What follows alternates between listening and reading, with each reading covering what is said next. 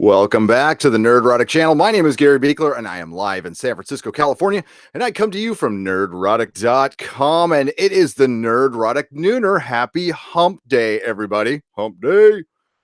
Greetings, Brent Newman, Lloyd Watson, Bryce 11544, Mary Ashmead and her wrench. Hello.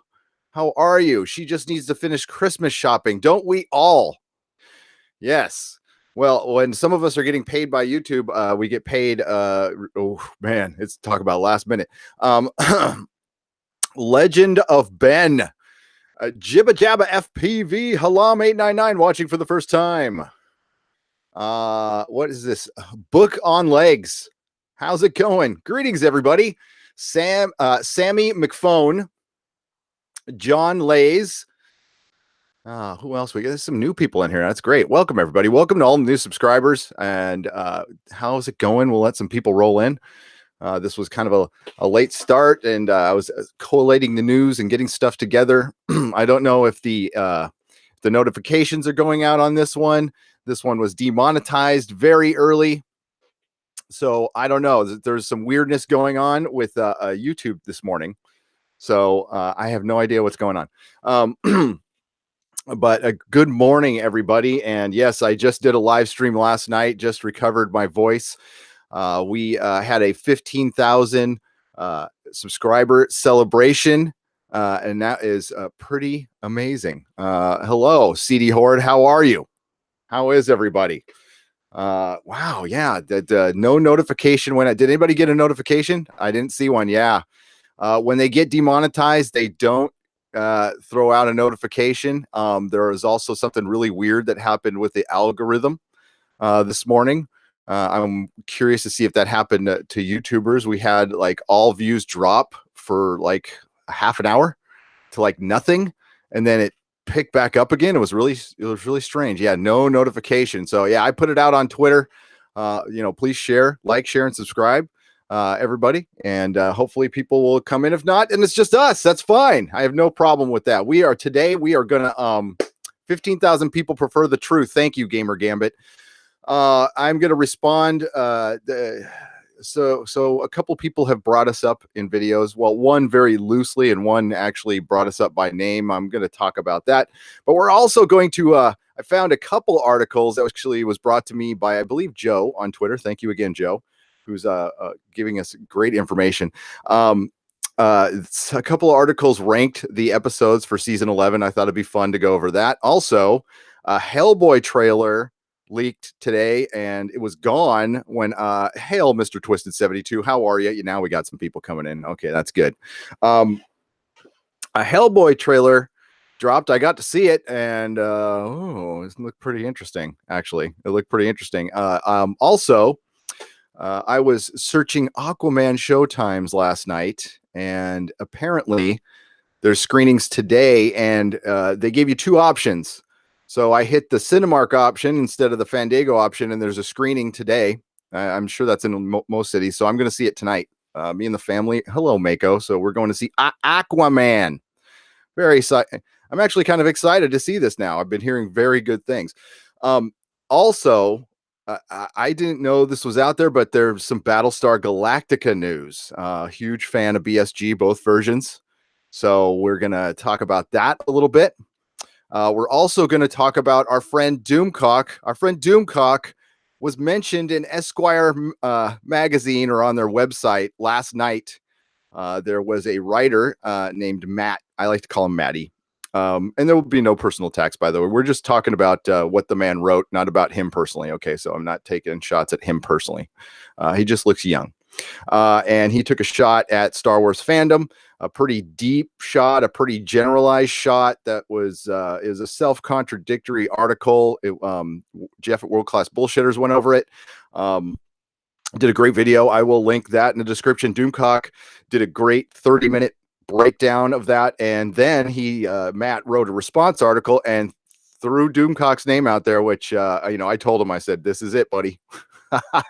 That's exactly what you want. And so we're gonna go over that a little bit, and there was some sparring on Twitter, which I kind of stayed out of. I don't do the sparring on Twitter. Unfortunately, I don't have time. But thank you for all the new people following us on Twitter. Thank you for all the new subscribers. I'm very grateful. I'm in a great mood this morning. Want to talk a little bit about. So we do not speak ill of other YouTubers here. That's just something we will never do. No matter what they say about us, I have no response. That's my party line.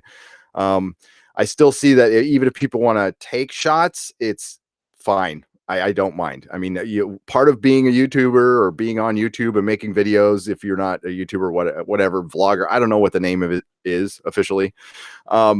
Is you put yourself out there, and you put yourself out there, then you put yourself out there for criticism, and that's it. So, but I saw an interesting video by the Council of Geeks talking about toxic fandom within Doctor Who and She-Ra. Now, I can't speak on She-Ra. I don't know anything about She-Ra. I never watched She-Ra. I don't know anything about the new cartoon. I know people don't like it. That's fine. But as far as Doctor Who fans, and it wasn't a crack on anybody. I thought it was a pretty well done video, and he was just talking about how good it's called "When Good Fans Go Bad," and he's talking about Doctor Who fans who have turned on Doctor Who, and I think he was speaking about taking shots at people and attacking people, which is never good. It's never good, but that could be confused. Okay. So, say for instance, and I didn't assume he's talking about me. I'm probably not, and I don't care.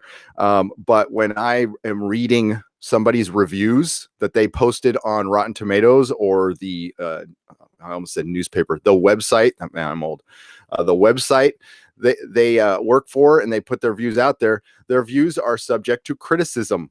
Okay. That's it. And that's all I'm doing. So no taking shots at actual people. That's, some people might call themselves Whovians who just watched season 11. I might take issue with that and question whether they're fans or not, but I'm not going to question whether they're good people or not. That's not what we do here. And that's what Matt was trying to mix into his Star Wars articles. There's a crackback on people. Also, there's some insidious conspiracy that we're all getting together, and it's part of some political movement. I assure you here, it is not. I will try to make myself clear that I don't want current politics of any side in my escapism. If you want to use stuff as allegory once in a while, and once in a while is fine. Okay, we're not talking black and white here. Okay, we're talking grays, and once in a while is fine. But when it's every 5 minutes, every episode, it gets old, takes me out of the show, and it stops my enjoyment of it. And that's my opinion. But yeah, I don't want to get rid of one side's politics just to replace it with the other side's and have that in there as well. That's not what I'm asking for at all. No, thank you. I just would like to. Oh my God, I know it's very naive to even think like this. You want your entertainment pure. It's never going to happen. But at least if we can fight for some purity, some fun, because it's supposed to be fun. That's the whole thing. Is the thing that's upset me the most is it's not fun. And I feel very passionately about my entertainment, and maybe more than the average Joe. And I understand that, but there's no shame to my game. I love this stuff, and I want to continue loving it, but it's hard to. It's been hard to this year. Some stuff. Now, there is a lot of good out there. And in my next Doctor Who video, part of it will be solution based. I will be turning some people on to what I think are better shows right now that you can enjoy the hell out of. And they will take you to fun places, get you thinking, yeah.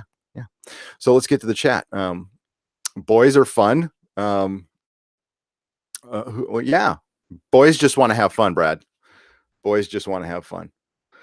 Are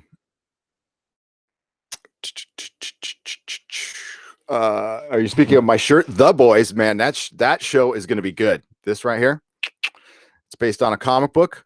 A great comic book drawn by the brilliant Derek Robertson, who we interviewed here on this channel. Please check out the video. He's a good friend of mine. And The Boys is going to be on Amazon Prime. It's going to be amazing. We have a super chat. Thank you so much. $9.99. The social political stuff in the season of Doctor Who didn't upset me as much as its blandness.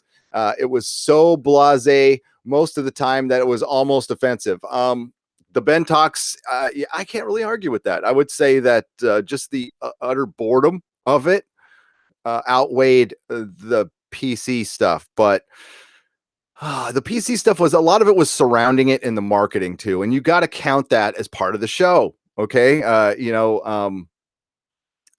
like Black Panther, the movie itself was fine. It was good. I enjoyed it.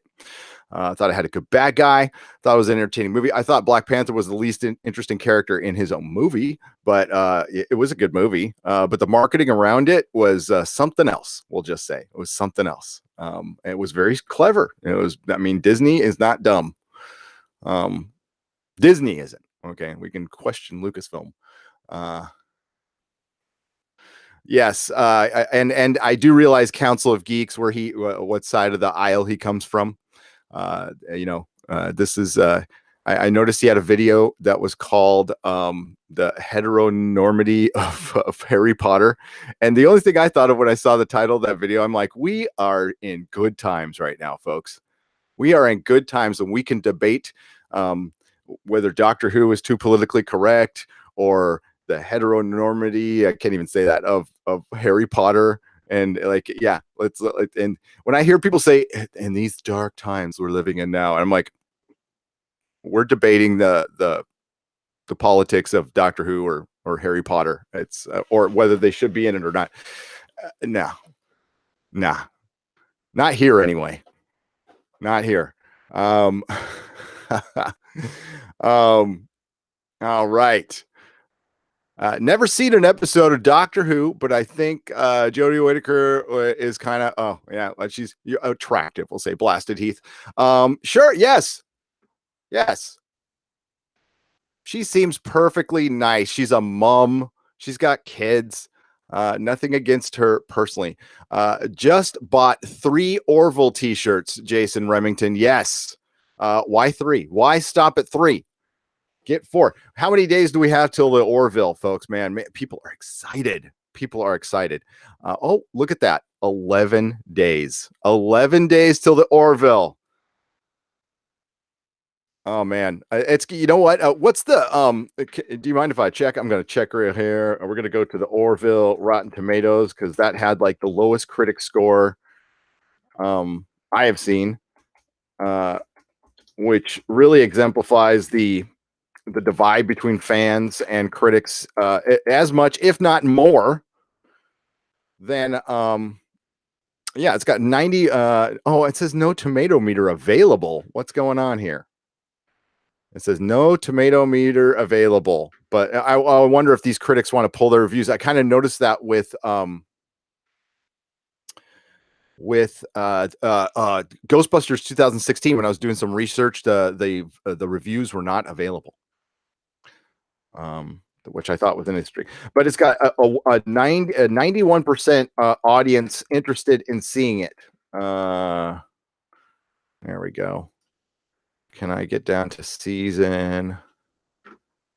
No. I want to get down to season 1. God dang, this is such a non-friendly. I want to get to season 1, but it won't let me. So we'll do that later. Yeah, I'm excited as hell about the Orville. Cannot wait. Do you think I need to see season 1 of Orville first, or can I just jump in? Moons of Madness, this is a show you could just jump in. You actually could. They're one-off episodes, so there is an overarching story, but it's basically a captain and a first officer used to be married, and they are divorced, and they have to be on a ship together. It's very much in the aesthetic of Star Trek: The Next Generation, very much so, with some humor. But there's also like some really deep stories within this that make you think, that are told in a very neutral way. Okay, and there's tons of the buzzwords of diversity and inclusivity in this, and it's done really well. It's done extremely well. For one, they don't announce it; they just do it. And that's all we really ask for, is like, give us good stuff, and we're not gonna question this at all. It's not going to get questioned at all. So, yeah. Season 1. I just want to get to season 1. It won't take me there. Whatever.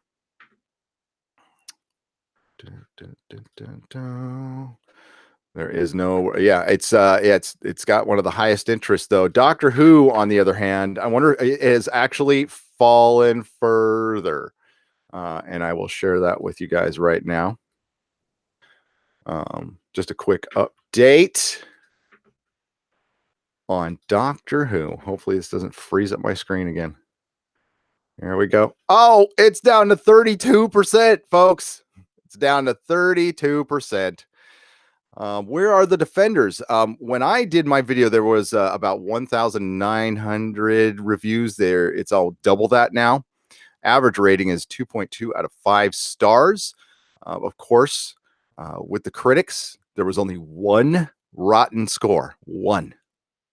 Now we can forget Jodie, forget who's in it. It doesn't matter. That's never mattered to me. Who's in it, what color her skin is, that never ever mattered to me. Jodie, I've taken issue with, but forget it. That's done. She's the doctor right now. That's fine. Can we just talk about the show, the actual show? It was not good. Oh, here we go. Let's get to the audience again. Yeah. All right. We got some common theme is this: 5 stars with no written review. And the flag indeed does say that that means the review counted. They don't count the reviews without the flags, and this is just in the last. Well, that's today. That's today, man. Like, people are like, look at how long these reviews are. These half-star reviews. This is passion. This is look, outstanding. It's outstanding. Just simply outstanding. The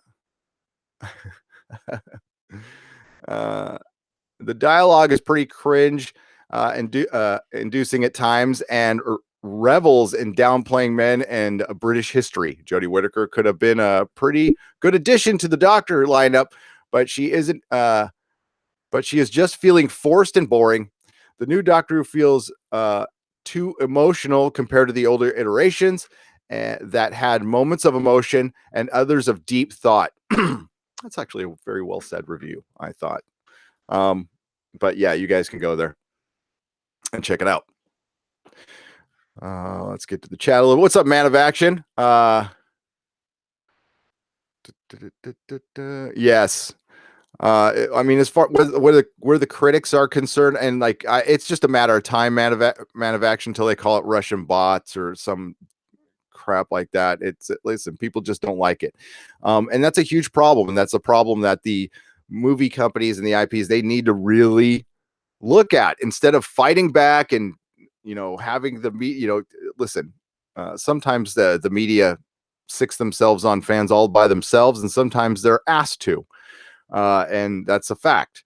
But what they need to do, and I think they really are, is like, how can we fix this? Like, that's the thing, is how the hell can we fix this? How can we you're not going to make everybody happy, but losing half your audience is that's not why people spend millions of dollars on this stuff, to lose half their audience. So that has to be something that they're considering behind closed doors or whatever. And of course, they're not going to come out and criticize their own work while it's out. Nobody expects them to do that.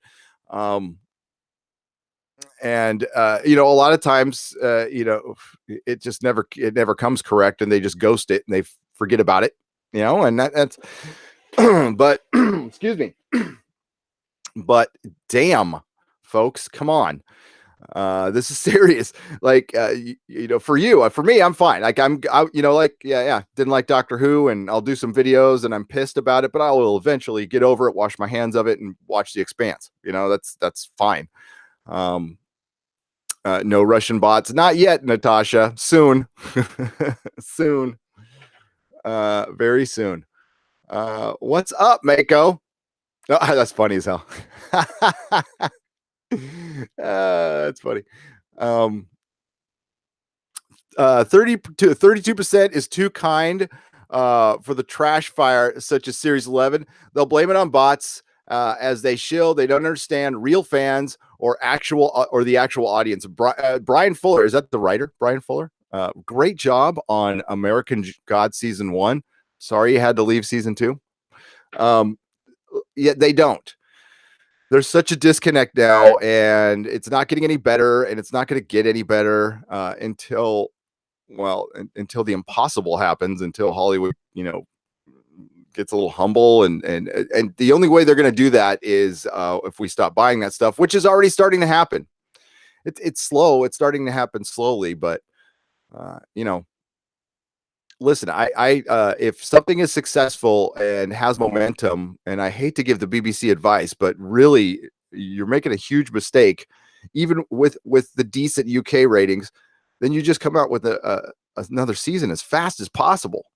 Like delaying it, you're just going to kill it, and that's actually good. The bummer is, like, we're not going to get good Doctor Who for a while, and we're not going to get good Star Trek for a while. We're not going to get good Star Wars for a while, or ever again. I mean, like, let's not have this assumption that these things are just going to pop back and be as good as they used to be. There's a possibility they could just go by the wayside and, still be popular, but just, be like, there was a time, I wasn't alive, but there was a time when Flash Gordon, Buck Rogers, and Zorro were like extremely popular. And, they're out there now. People still like them, but they're just like, oh, remember those old things? And maybe that's what they turn into.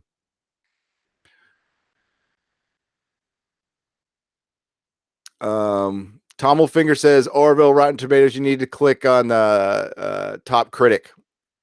Gotcha. Thank you, Lee Crystal, for $5 super chat. Can't wait for How to Train Your Dragon 3 in February. They made a great promo with Kit Harington. I saw the trailer, Lee Crystal. Thank you. And it looked pretty good. I liked I actually worked on the Blu-ray for How to Train Your Dragon. I did some work on that. And I tell you what, it was one of the more pleasurable ones to watch. I had to watch it over and over and over again. And I really did get tired of it. I thought it was a fun little movie. For a kid's movie, I thought it was really well done. If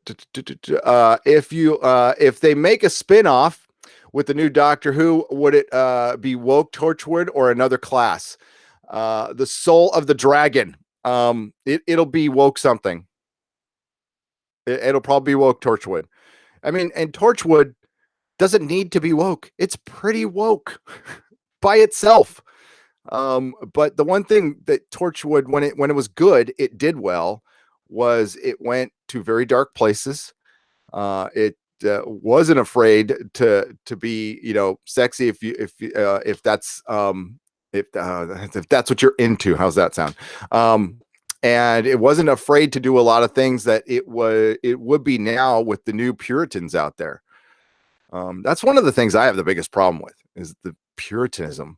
And it feels so like we're so going backwards. Maybe it's just me, though. I don't know.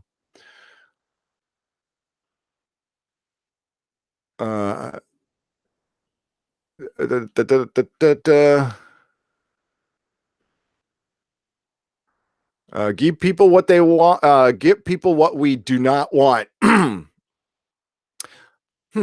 I said a super chat on the other one. David22, did I miss it? Thank you for the super chat. I'm sorry if I missed it. I have my list of super chats, but dude, if I missed it, I am so sorry. Let me look. I have to get to my window here. David. I always say David. It's David, right? There you go. Right there. You weren't feeling the space racist. So it was so PC. Yes.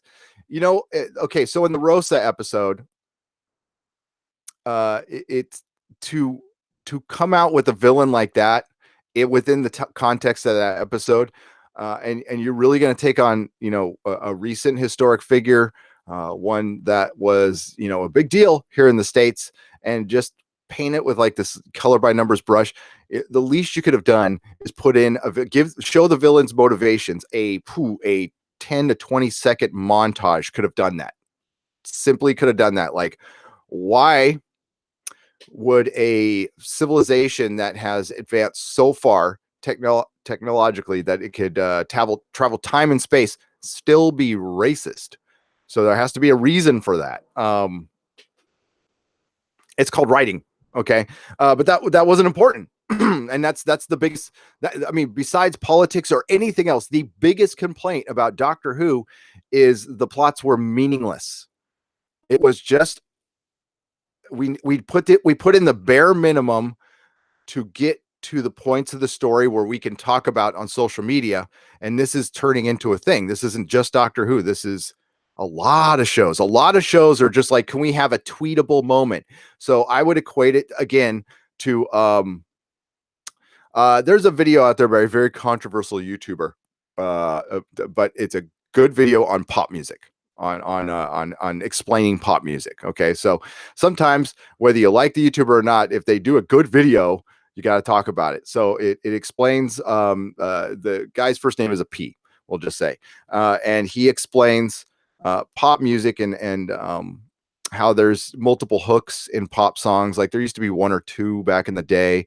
And you know, they've really broke this down for something as intuitive as art. They've been able to basically pump it out at like cookie cutter factory, you know, cookie cutter music. That's why all the pop music kind of sounds the same, because it's produced by the same four guys who used to be in a bad metal band in Norway or something. I'm not remembering this perfectly, but they have figured out a way to put in multiple hooks in a song. So basically you just take all the hooks from like 10 songs and you put them in one song, and you got yourself a mega hit by Taylor Swift or whoever. That's kind of what's happening with television now. They're looking for beats. They're looking for things that people can blast out on social media. And Mecca, to her credit, said, you know, the Star Trek Discovery is made for people who are looking at their phones to look up once in a while when they hear an explosion or something like that. I think you can relate that to Doctor Who. It's Doctor Who fans don't look at their phone, but what they do is they tweet, you know, memorable moments. That was kind of one of the fun things about Doctor Who and Game of Thrones and stuff, is people go, oh my God, you see that? Well, that's what they're making them for. And they don't really care how they get there now. It doesn't really matter. It's just as long as they get there. So, you know, they probably, the writer's room came out with, we want to put Rosa Parks in an episode. The Doctor can't do anything about her. But we just want to have the Doctor meet Rosa. That's pretty much it. That's probably what the pitch was. We want to have the Doctor meet Rosa Parks. And the writer, Chris Chibnall, who it was co-written by somebody. I got some information about that, but I can't verify it, so I'm not going to say anything. But it was co-written by the children's writer laureate. I'm sorry, I'm forgetting her name. That's a very important position. She writes for kids. No, I'm not saying anything bad about her. But basically, it was just, we want to have the Doctor meet Rosa, and it doesn't really matter how. It does matter how, especially when you're going to take something on that heavy. It does matter how. And you just didn't execute it right. So again, I'll say it like I said on the recap. Message is fine. I have nothing wrong. Nobody has a problem with the message. The actual episode just wasn't good. But that's how they critic-proof stuff too, you know. And you know, so be it. Are we allowed to say you're hot? LOL. James Knight. I'm sorry. Yes, yes, of course. I don't know why I got all Puritan on there. That was lame of me. I'm sorry. Yes, somebody in the chat said she thought Jodie Whittaker was hot. I think Jodie Whittaker is attractive. I mean, she's attractive. She's a mom. So I don't want to look at my Doctor that way. Is that weird? Okay, so I mean, that makes no sense. It's like when I saw Billie Piper in why am I blank? On Penny Dreadful, and she was naked, and I'm like, I don't want to see Rose naked. I don't know why. It's like seeing your sister naked. It's no. Yes, you're allowed. James Knight, Jamie Knight. Thank you. I appreciate that. That's a very nice compliment. Gamer Gambit, EA, BBC, Hollywood, and many more are seeing the mistake in treating their customers like trash. Don't bite the hand that feeds you. We seek entertainment, not extremist, one-sided propaganda.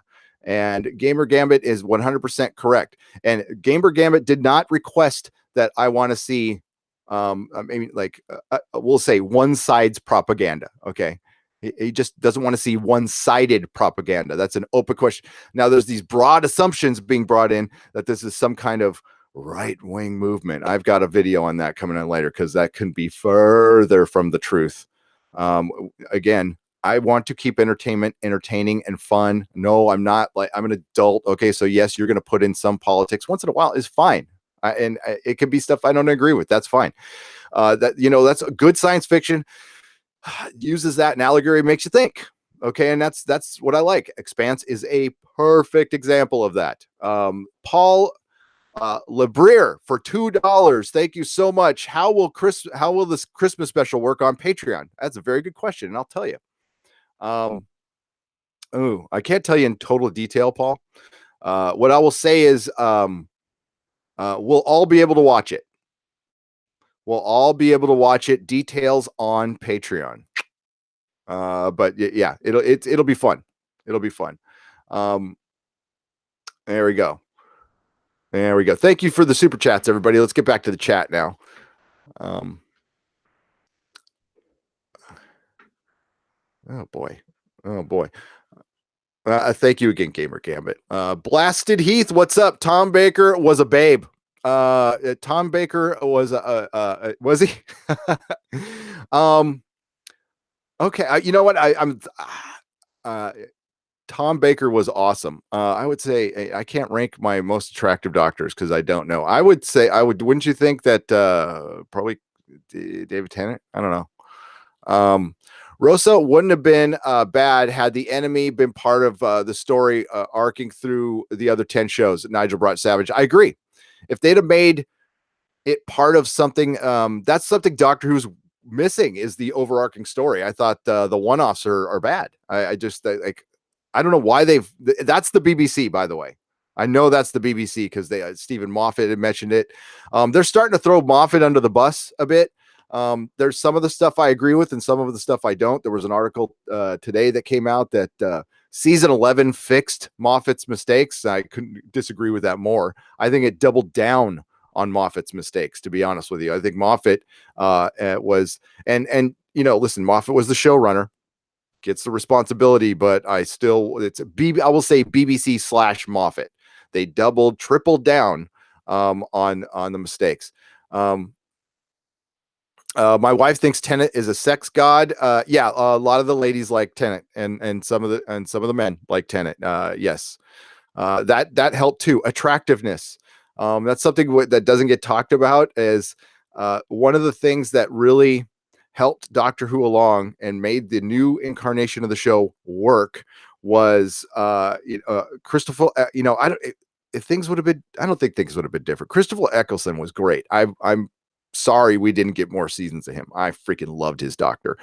But David Tennant is what made this thing popular. It's the reason it's still being watched now by millions of people, is they are still remembering the lingering David Tennant. Matt Smith did a good job carrying the torch for a while, but then, he kind of dropped it towards the end. Wasn't his fault. Peter Capaldi was kind of a back to basics Doctor, but quite honestly, and this is something I don't personally agree with, but it's what I hear a lot from people here in the States. People just didn't like him that much. I don't know why. They just said, it might have been the writing that turned him off. But a lot of people were just like, I tuned out during Capaldi. Now, I haven't heard a lot of people say it was because of him, but they did tune out during that era. So, I think if Capaldi was given good writing, he would have been probably known as one of the better Doctors, to be honest with you. And he still was. I mean, he still was. So, and I wasn't for him at first either. But he won me over like that, like 2 episodes. I was like, oh, this guy's great.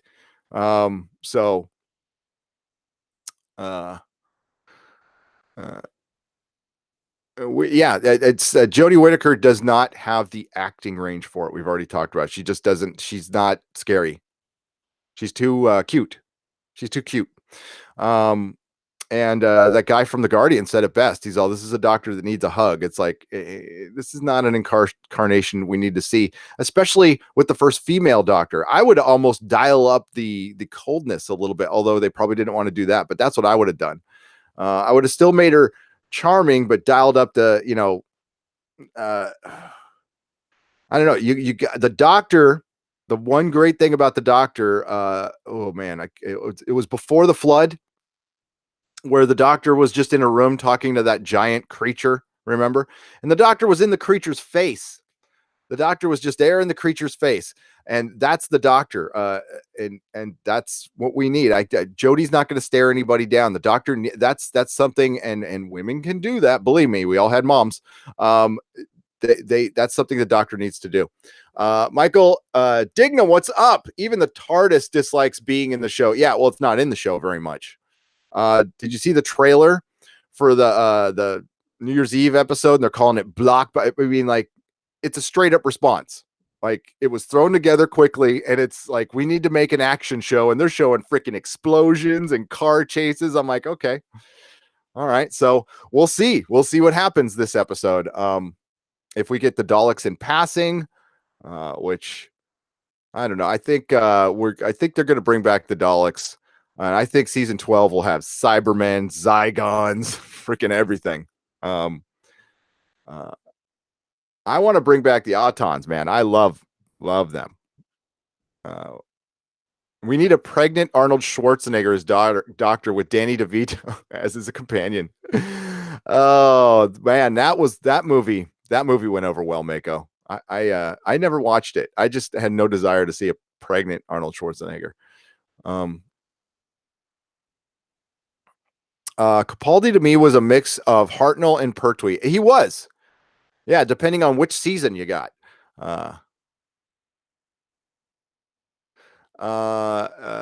No fear and pure truth. That's why I love Smith with the Daleks.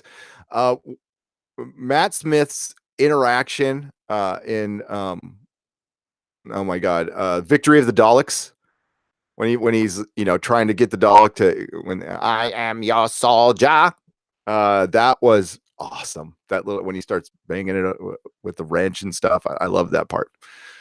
And then he does the jammy Dodger thing, and then I'm like, oh, and then the M&M Daleks come out, and I'm all, oh.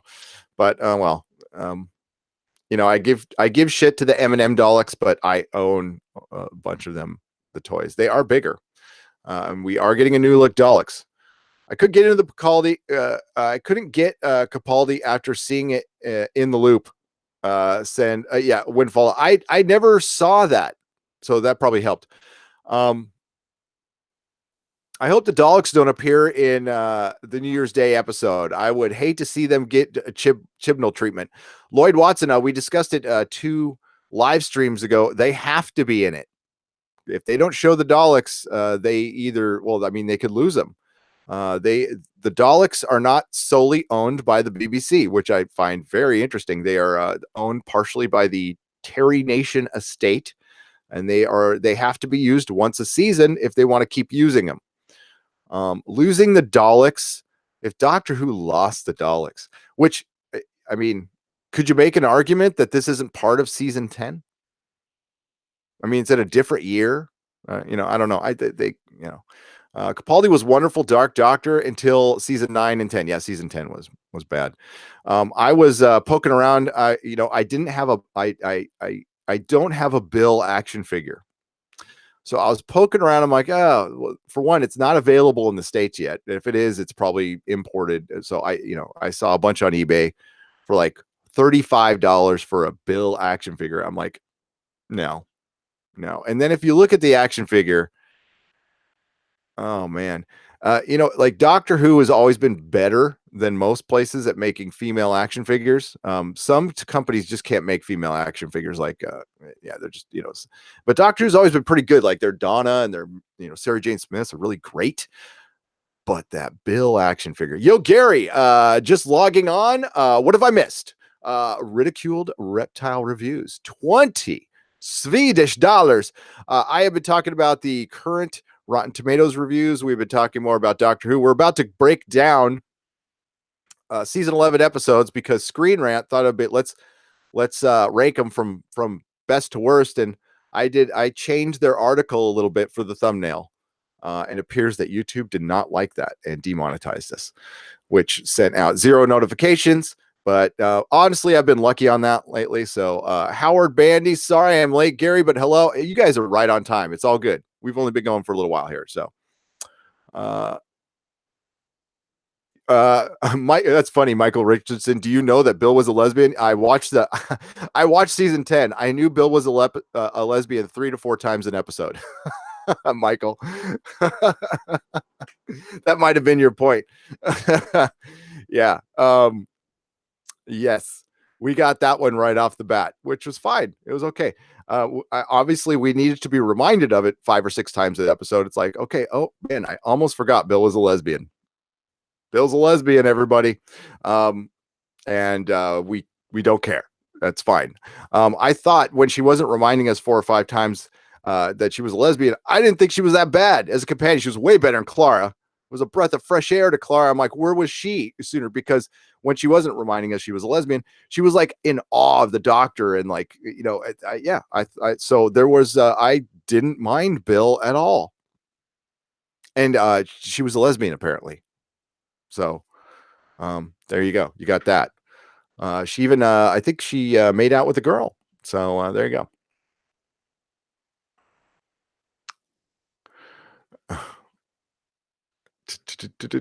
To be fair, men come on to her.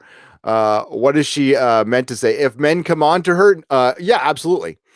But it wasn't really people coming on to her. There was one situation it was, but then it was obviously reminding. But of course, that's written into the show. So Bill being a lesbian is all I know about her, and I watched the shit. I watched season 10. Says Joker 79.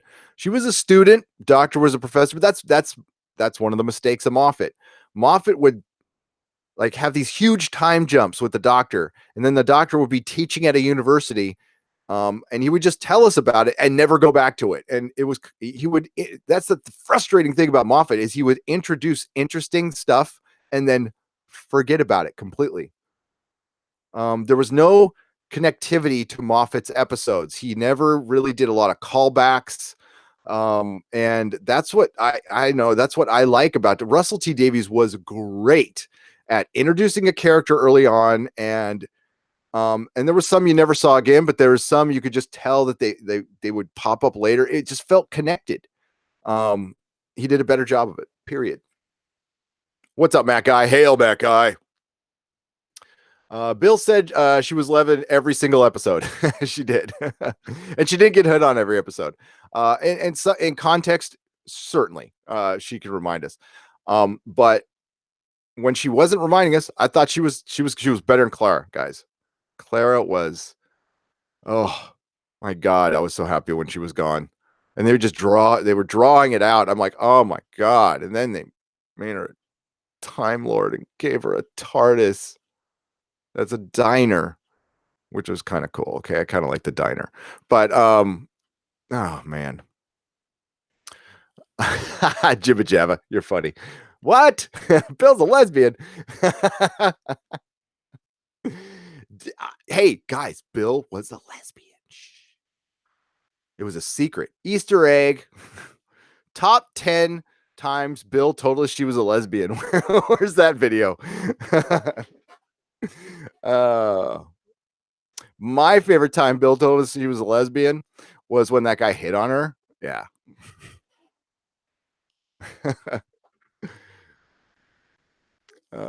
Jesus. And Bill looked like she worked at Hot Dog on a Stick. Now, you guys ever in the UK, did you ever heard of Hot Dog on a Stick? Here, I'm gonna pull up the Bill action figure here. Doctor Who. It was her shirt. Now, Hot Dog on a Stick. There it is.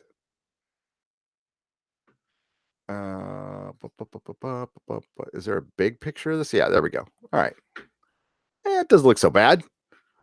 It's this is like the one show that can sell action figures like this, and they'll sell. Female action figures sell for Doctor Who. So her shirt reminds me of Hot Dog on a Stick. Now, those of you, Peter Davidson season 5 Blu-ray, nice. Got to get that. Secondhand, of course. So Hot Dog on a Stick is this place where they used to sell corn dogs, right? And they'd have all the girls. It was all mostly women in there. Hot Dog on a Stick who work in a particular uniform, and they make their own lemonade. Okay, so when they make their own lemonade, it's here's some hot dog on a stick girls. There we go. So when they make the lemonade, it's like this very sexual thing. Like it's got a girl like they take a stick and they're pushing it down and crushing the lemons, and yeah. So you had that. By the way, that's why it makes me think of hot dog on a stick. That's her shirt makes me think of that. So you guys in America, you know what I'm talking about. The girls making the lemonade at hot dog on a stick was very inappropriate. We'll just say. uh,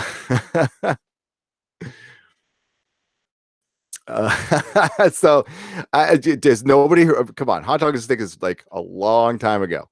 But yeah, they'd have these girls like they'd have the stick and they're like just pumping away at the freaking lemonade. It was terrible. Ace was made a Time Lord. I love Ace though, Nathan. I love Ace. Ace took on a Dalek. It was awesome. I love that episode. I hated Jodie. Seems strange. Worst part of the series. Spend a lot of time at Hot Dog on a Stick. No, I had a girlfriend who worked at Hot Dog on a Stick, John Smith, back in the day. I like corn dogs though. They're good. Make that lemonade. Yeah, exactly. Have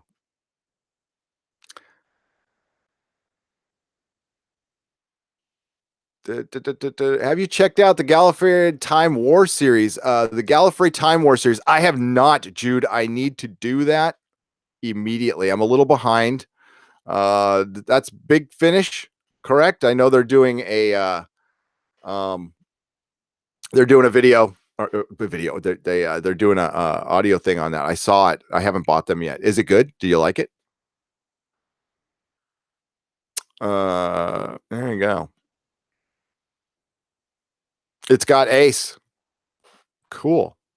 Hey peeps, what's up, Truth Apocalypse? How's it going? Lemonade, that cool, refreshing drink. Sorry, that was an old Eddie Murphy doing Elvis. My God, from his like first or second comedy album. Gary, I'm not old enough for this super chat. Remember that. For this chat, remember that. Sorry, that's super chat for this chat. Yeah, you are. You're over 18. I was just talking about making lemonade. Doctor Who, Into the Vortex. Looks like Spanners have given VIP access to New Year's Eve. Looks like it will be leaked soon. Oh, really? Interesting. That would be funny if the episode got leaked. Remember when season 8 got leaked? It got, oh man, first 5 episodes came out and they were like raw cuts and everybody had it. Eddie Murphy, comedian. Thank you, Mr. Twisted 72. Back when he was funny. Exactly. All right. So we're going to count down these episodes. We got enough people in here and we're just going to go over them and see what y'all think. What was your favorite season 11 episode? Shah. Oh my God. It was my favorite when she lectured us. Oh my God. I loved it. Who do I want to use? Because there's 2. There's Digital Spy and there's Screen Rant. Let's use Screen Rant. Oh no, that's not it. That's not it. That's them giving shit to poor Stephen Moffat. Can't even leave the guy alone. There we go. We'll use Digital Spy. Every episode of Doctor Who ranked from worst to worst, folks. I can't say best. There was no best. I mean, if I'm honest, I would say the first episode. Which episodes were glorious and which were as popular as the pating? Ha ha ha! Morgan Jeffrey, you're funny. I'm just kidding. Seems like a nice guy. It's been over a week since the Battle of Ranskoor af Kolos, giving us time and space to appraise the latest series of Doctor Who in its entirety, to weigh up its strengths and weaknesses, and to pick our favorite episode adventures. favorite adventures. Oh, you English people. These are all 10 episodes from Jodie Whittaker's debut. By the way, lowest episode count of any Doctor. Just want to say, because it's a woman. BBC sexist. Her debut series, not counting the New Year's special, obviously, starting with the least impressive and building to the absolute pinnacle, which has landed top of our list. All right, before we even go on, what's the number one episode, folks? You can all guess it. Let's hear it. Come on. I want to see it in the chat. What do you think is going to be the number one episode? It's the same number one episode for Screen Rant and Digital Spy. How many computers do I have running? 2.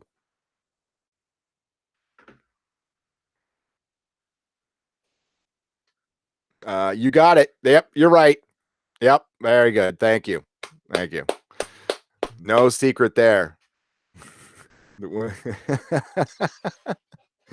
David Payne, only 3 good episodes. First, Kerblam finale. I will call them tolerable. How's that, David? Thank you for the £2. I appreciate that. I was thankful that the last episode, the last episode, if we would have gotten more of that, we would be definitely talking different. By the way, everybody picked Rosa. If you're listening to us later on the iTunes or wherever, like the entire chat picked Rosa. All right, so we're gonna go to. By the way, this is the lowest ranked Doctor Who series of them all on Rotten Tomatoes with audience score, like by far, not even close. All the other seasons, including the much maligned season 10, have a positive rating from fans. So 10 Arachnids in the UK. This was by far the worst episode. We had the we'll say somebody who was supposed to look like a president, but he didn't like the president, but he was exactly like the president. It was Mr. Big from Sex and the City, who played a hotel owner who liked to shoot things. Let his people die, and built his hotel on a giant rubbish landfill, what we call here in the States. It's a rubbish heap or whatever you guys call it over there. So he built his hotel on a landfill.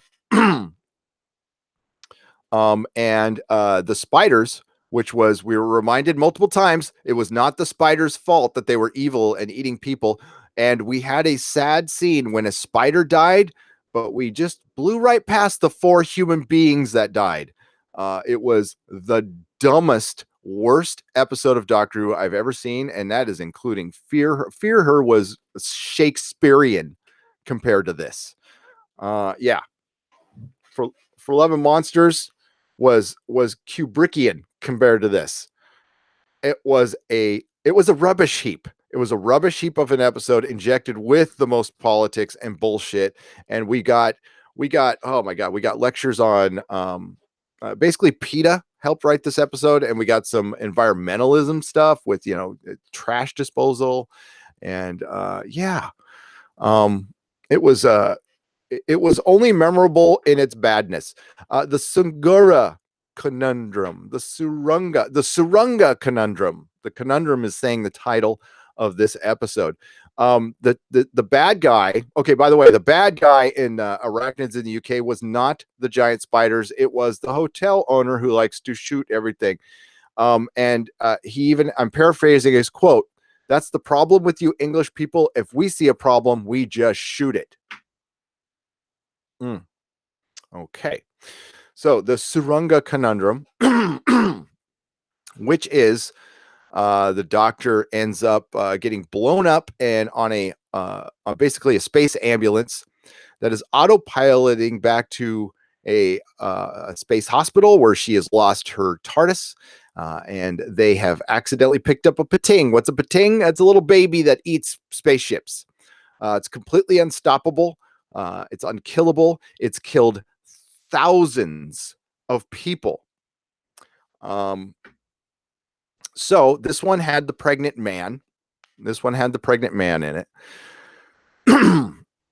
The common criticism that the series has been lacking in serious, scary alien monsters feels especially applicable in the Surunga Conundrum, an episode which would no doubt be bolstered in the eyes of fans if it had only swapped out its crazy frog wannabe for a more menacing threat. It wasn't a frog, it was a baby. As it is still a thoughtful and diverting space romp. Okay, this is a word I keep seeing in freaking criticism. Diverting.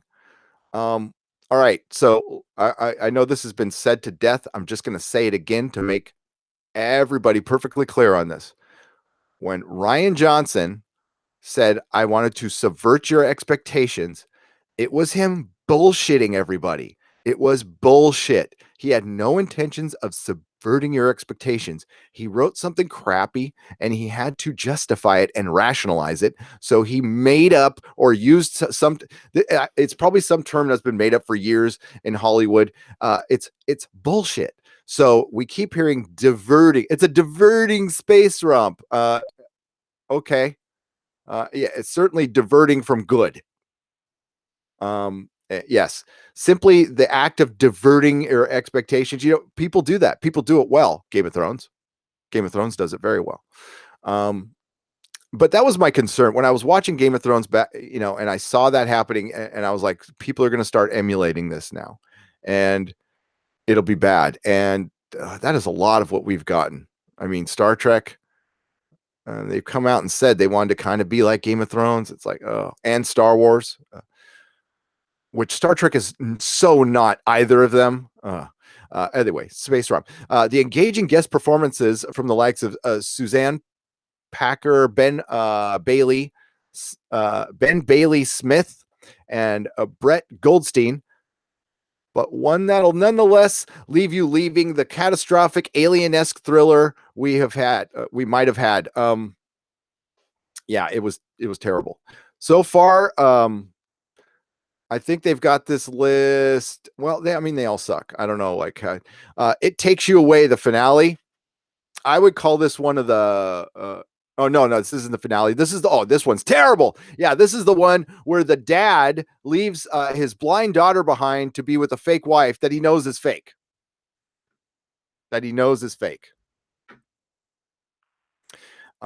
Yes. So this was their bad dad episode. They had to. There wasn't any. I'm trying to think, folks. Graham was the only positive male role model in this. I would say good father. Graham was excellent. Before I even go further, the character of Graham, Bradley Walsh, was excellent. He did the best. He took the best of what he had. It seems like the writers were more interested in writing this character, or just the fact that his caliber, his talent, is just so far and above everybody else he was acting with. I don't know, but even the worst critics of Doctor Who have nothing bad to say about Bradley Walsh and his portrayal of Graham. I would say the second least it was Ryan at times. I thought the relationship between those two was the single most interesting thing but I mean, it's the same argument as Doctor Who or Ant-Man. Like, the most interesting character was Scott's friend who ran the security company. I'm forgetting his name now. That was the most interesting character in a superhero movie. So that's not good. So yeah, dad leaves daughter. It's a lonely frog universe. Really horrible. The Woman Who Fell to Earth. We reviewed this episode live. Honestly, I didn't have a huge problem with this episode overall. It's still forgettable, but I will still call this the best episode of the series. I don't know why they have it at number 7, but who cares what these people think? If we want to like pull some good out of this, I don't like any of it. Let's make this clear. But if I like this one, I find the most tolerable. We'll just say it still had some nonsensical stuff in it, but yeah. The finale, again, not a lot of problems other than it was just boring. But my expectations have been lowered so much on the series that just boring would be not bad right now. But it really exemplified like how Jodie's just not the Doctor. And again, I've said I understand why they need to go with her another season. I don't think they will beyond that. Um, hmm, they kind of blew it, guys. They blew it with the first female Doctor. You can bring ratings and spin all that want. Uh, you know if something's a success when after time has gone on. It takes a couple of years to really truly judge, unless something outright bombs, to judge how successful something is. Doctor Who has been around for years and years and years, so frankly, Capaldi's last season was pretty forgettable. There's nobody was. I mean, they brought back the goddamn Master and Missy, and people just forgot about it, which is sad. This is not going to fare any better, especially with a year off. People are just going to forget. They should be thankful. There's people. I'm surprised, to be honest with you. I'm a little surprised that there is this many people still pissed off about Doctor Who.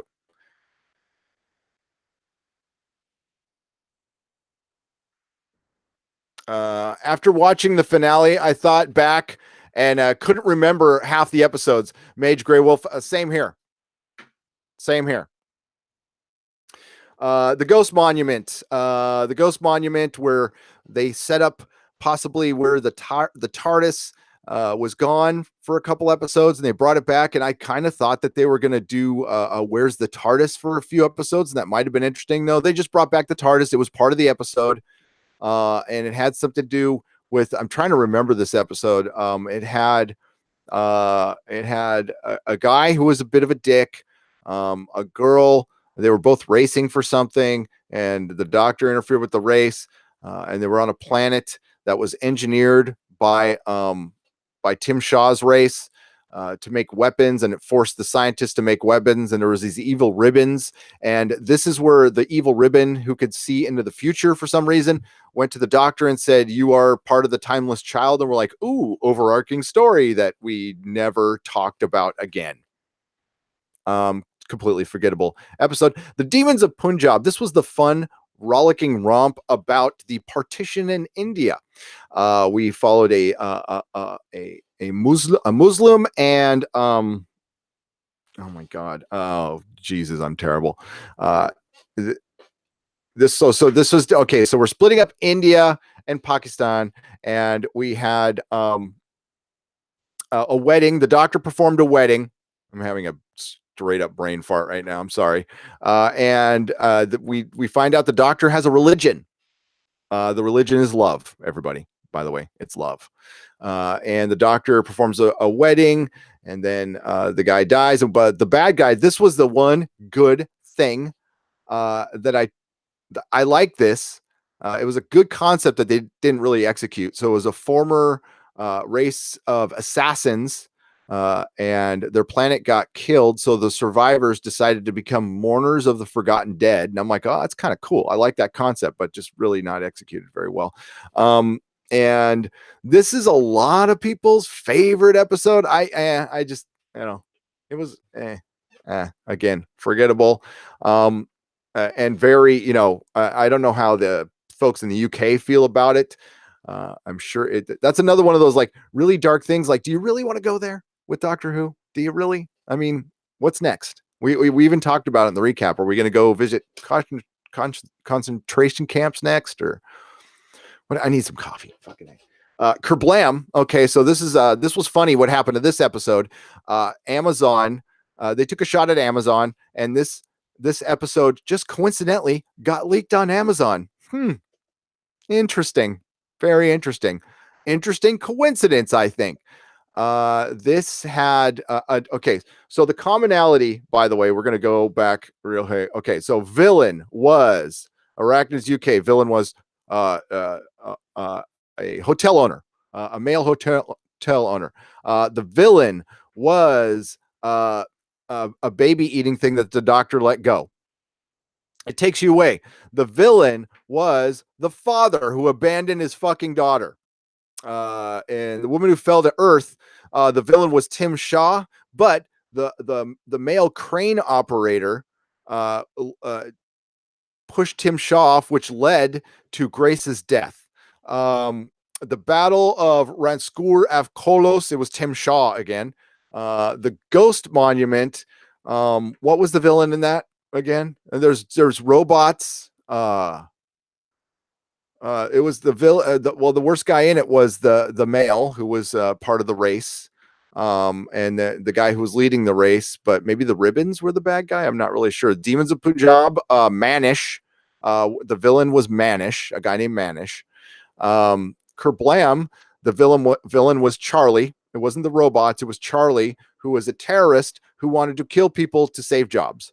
And the Witchfinders, we have the Witchfinders, where the villain was some mud that was imprisoned under a tree thousands of years ago, and it was a mud that needed a king. So it possessed, and of course, this was about the witch trials. And this is also where the doctor talked about her gender and said, if I were a bloke, because a Time Lord who has lived for thousands of years, who has told us in previous seasons that gender is a construct and means nothing to the Time Lords, all of a sudden started addressing it, which, well, I'm just saying was contradictory. That's all. And of course, the number one episode that everybody freaking guessed is Rosa. So Rosa, the obvious choice perhaps, but mostly because it's the right one. The best and most surprising thing about Rosa was how utterly uncompromising it is. A story set 63 years ago and still has a depressing amount of relevance in 2018. It refused to pull its punches, quite literally, with a shocking scene that saw Ryan slapped for daring to approach a well-to-do white woman, immediately setting the tone. Bold and risky, Mallory Blackman's episode wasn't always especially subtle, but given the context, it wasn't her episode. She co-wrote it with Chris Chibnall, by the way. That's easy enough to forgive. Featuring a terrific turn from Vinette Robinson as the civil rights activist Rosa Parks. This was also a touching story told with real wit and intelligence about how small positive acts have huge ramifications, and the very best of what Doctor Who had to offer this year. So the villain in that one was the space racist who looked like Fonzie, because apparently in this universe, the universe was the universe was segregated until Rosa Parks. Like Rosa Parks' ramifications were throughout the universe, so the universe was segregated until then. I mean, I wasn't really clear on that one, but her act had ramifications throughout the universe, and they showed they named an asteroid after her. Hopefully, that's not the one that comes and kills us all, but maybe. Yeah, it's that's it, folks. That's worst to worst. Of course, they're going to pick Rosa because Rosa was just in it. Yeah. And the relevancy in 2018. Hey, I'm not saying it doesn't exist. It absolutely still does. Let's take I'm just gonna guess. Jeffrey's a youngster. Yeah, he's a bit of a Morgan Jeffrey's a bit of a youngster. Okay, so yeah, it's I mean, like if you watch the news all the time, and yeah, I'm sure how you could get that narrative, but go outside some more. That's all I'm gonna say. Go outside some more.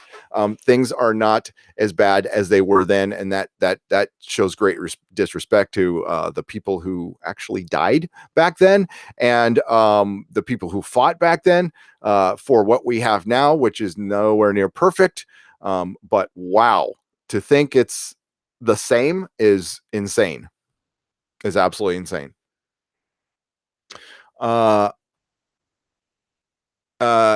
Well, I see all the episodes in one. Well, I see all of the episodes in one place. It's depressing. It is. It is absolutely depressing. The true villain of the Sungura conundrum was the corporation that would rather blow. Oh, that's right. Thank you, Philip Ademic. That you are correct. Was the corporation that would rather blow up their hospital ship than lose money rescuing people. It's a reference to the Americans' current healthcare system. How did that slip by me, Philip Ademic? That's why we have you wonderful people in the chat. I completely blocked that out. Yes. So more Yeah, more shots at America, and they're wondering why the American ratings. I love this, the strong American ratings. Oh my God, my favorite thing in that article in Variety that I talked about in my video is BBC America said that Doctor Who is the fastest growing scripted television show on BBC America, which has two scripted television shows. Two.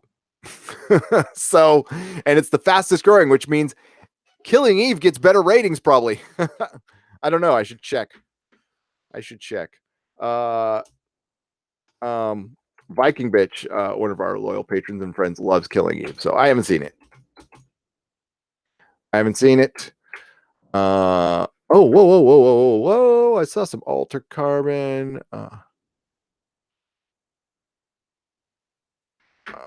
Here we go. A little bit of Alter Carbon news, folks. Real quick, before I go to the next thing.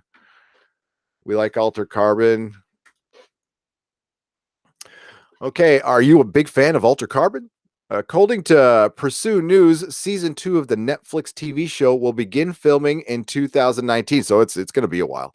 Based on the book by Richard K. Morgan, the sci-fi drama follows Takeshi Kovacs, a 22nd century assassin who is I got to blow this up a little bit. I'm sorry, I'm blind.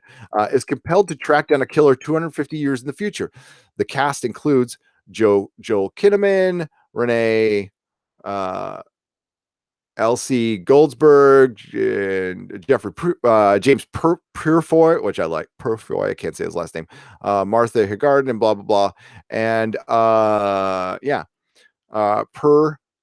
Pursue News, Alter Carbon is set to begin filming its second season in February. Netflix has not yet announced a premiere date, but we know that the lead character will be played by Anthony Mackie, Falcon. That's good. That's a good lead character. I would have preferred, to have Joel Kinnaman back. I think he was part of the reason people love the show, but Anthony Mackie's a good actor, so we'll see. What do you think? So that's good, but that's also bad. That means we're not, I don't think you're going to see Alter Carbon until 2020, folks, because it took a long time to film the first season. It's beautiful. I'm totally okay with them taking a long time. Loved Alter Carbon, by the way. For those of you who think I hate everything, I actually like most of the stuff we cover on this TV show, on this YouTube channel. The Witch Trials was about the patriarchy pushing feminism, and Witched were the feminists of the time. Yes, it was. Well, I was trying to be nice, but yes, the villain of the Witchfinders was patriarchy. The villain of the even like the most annoying character in the Ghost Monument was a toxic white male. All the bad guys were men or lame monsters. And there were more men bad guys than lame monsters. And what Philip A. Dimmick pointed out, taking pot shots at everything, especially Doctor Who was taking pot shots in America before over the gun issue.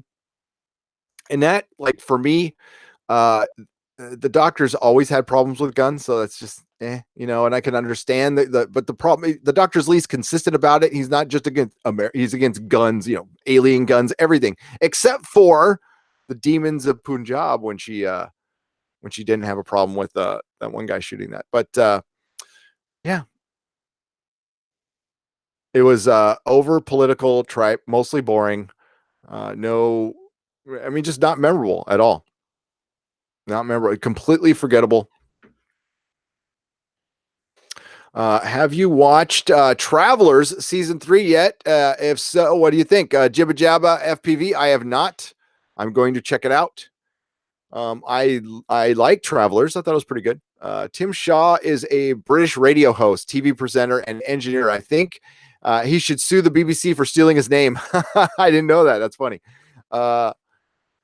But white males are lame monsters. Seem to be the same thing, apparently. Yes. Yeah. Ford Prefect for the next Doctor, or Trillion. Yes. Or just put Ford Prefect as one of the Doctor's companions, and then the Doctor and Ford could just go drinking across the universe. It'd be kind of funny. Seeing the Doctor drunk on a pan-galactic gargle blaster. Truth Apocalypse. We were talking about that earlier. The Orville is so close. Hi, Broly. How's it going? I'm good. I'm good.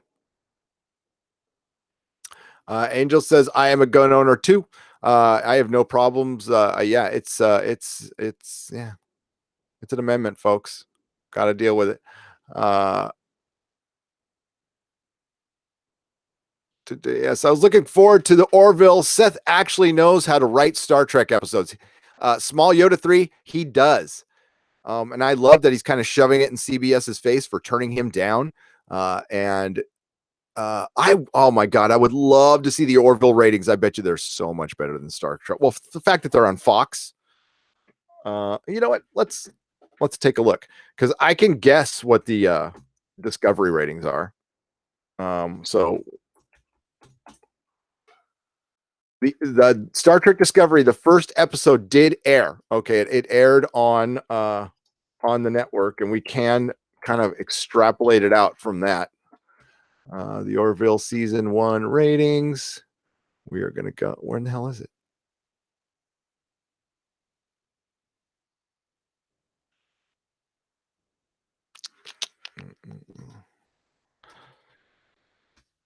Ratings. Sorry, folks. Oh my God.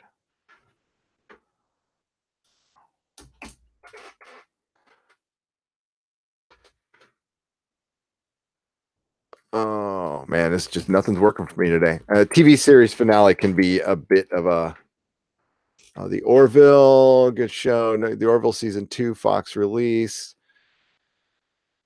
It's usually pretty easy to find. There we go. Season 1 ratings. Here we go. Boom, boom, boom. I never bothered to check to see if they were good or bad. Yeah, they're pretty good. I mean, for a network, it's hard to say though, because streaming is like they don't, here in the States, on this site. This is overnight and DVR 3 to 7 days out. I think that's what Susan said. So, but look at that, man. 8 million viewers for the first episode. Yeah, this is actually pretty good. It dips quite a bit towards the end, but still, that's solid. The second episode, 6 million, 4 million, and then it held steady, 3 million all the way. But I think this has gotten, I will say this is just based on nothing, just my perception, that this has gotten twice, like it's doubled in popularity since it aired. And I think a lot of people watch this, on Fox, on the website, or is it on Hulu now? I think it's going to be huge when it comes back. So, so many people are excited for the show. The show was so goddamn good. Star Trek Discovery here. The first episode got very similar ratings. Problem is, it's behind a paywall. And what I heard was something like the ratings were in the 250,000 range for Star Trek Discovery. I'm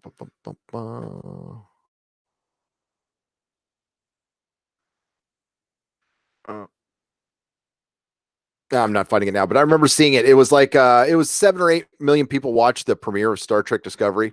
But the problem is, when it goes behind the paywall, I don't know if they have that many subscribers at CBS All Access, to be honest with you. Shout out for Counterpart, brilliant series, Gamer Gambit, $2. Thank you for the $2 super chat. It is. It's getting off to a little bit of a slow start, but it could be just building up. I like the first 2 episodes.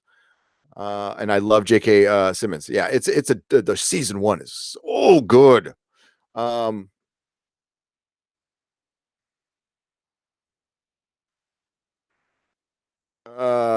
David Gibson says the Pendy witch trials were a real thing, but the episode had fuck all to do with the actual story.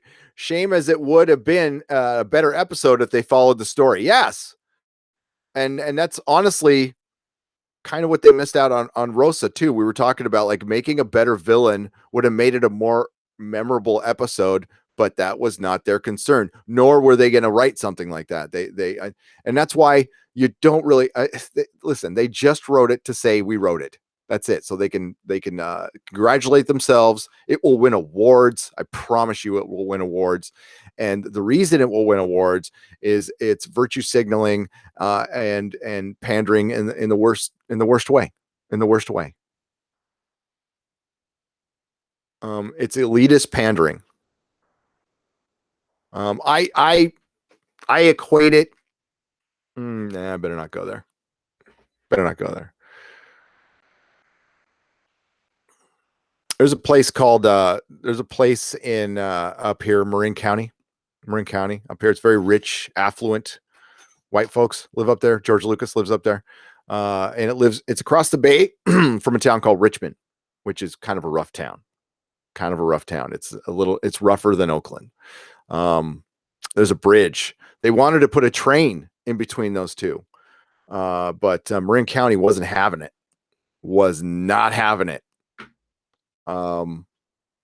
Yeah, I'll just leave that there.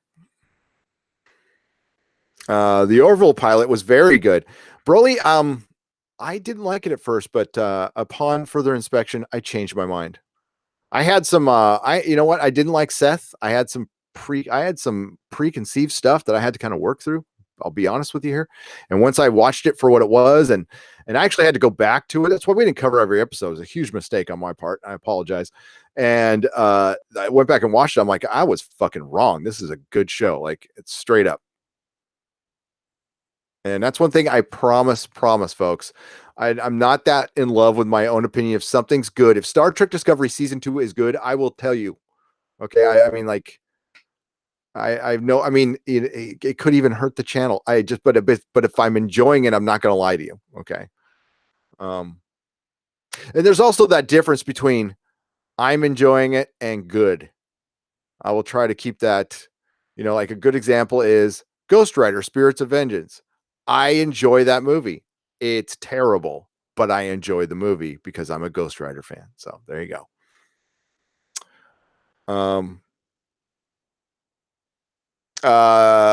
Loquacious primate. I like that. I like that name. I also warmed up to the Orville. Now I love it. Yeah, I absolutely love it. Speaking of love, did anybody see the Hellboy trailer that snuck out? Anybody see that? And I'll go back to talking about the Orville. We're not done talking about Orville.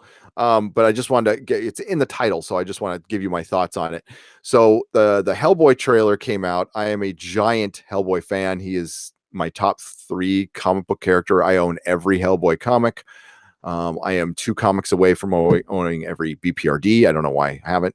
I mean, I can just literally do this. Hang on. Okay, I won't knock everything down. I'm a Hellboy fan. Yes, right there. Just within reach. Okay. So I saw the trailer with David Harbour. I've heard the movie was actually not tracking well. Screen tests were not very good. But the trailer was good. Is this going to be as good as Guillermo del Toro's? I don't think so, but I'm happy to have Hellboy back. And David Harbour is a good Hellboy, just in the trailer. Is he, the best? I've got to be sold. But his Hellboy looks good. He looks a little younger.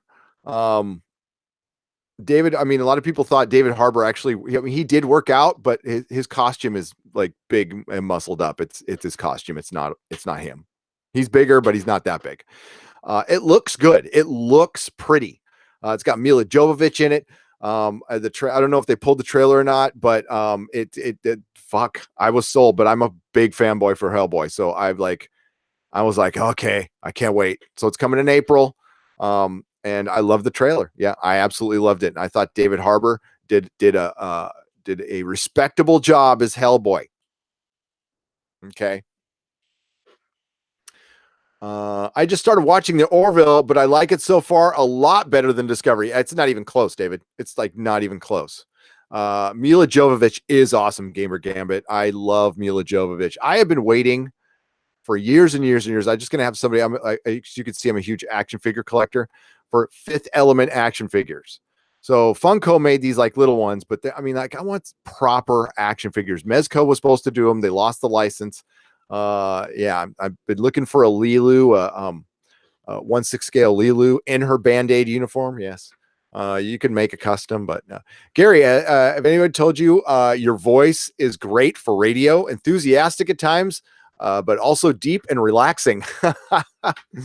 I have not been told my voice is relaxing.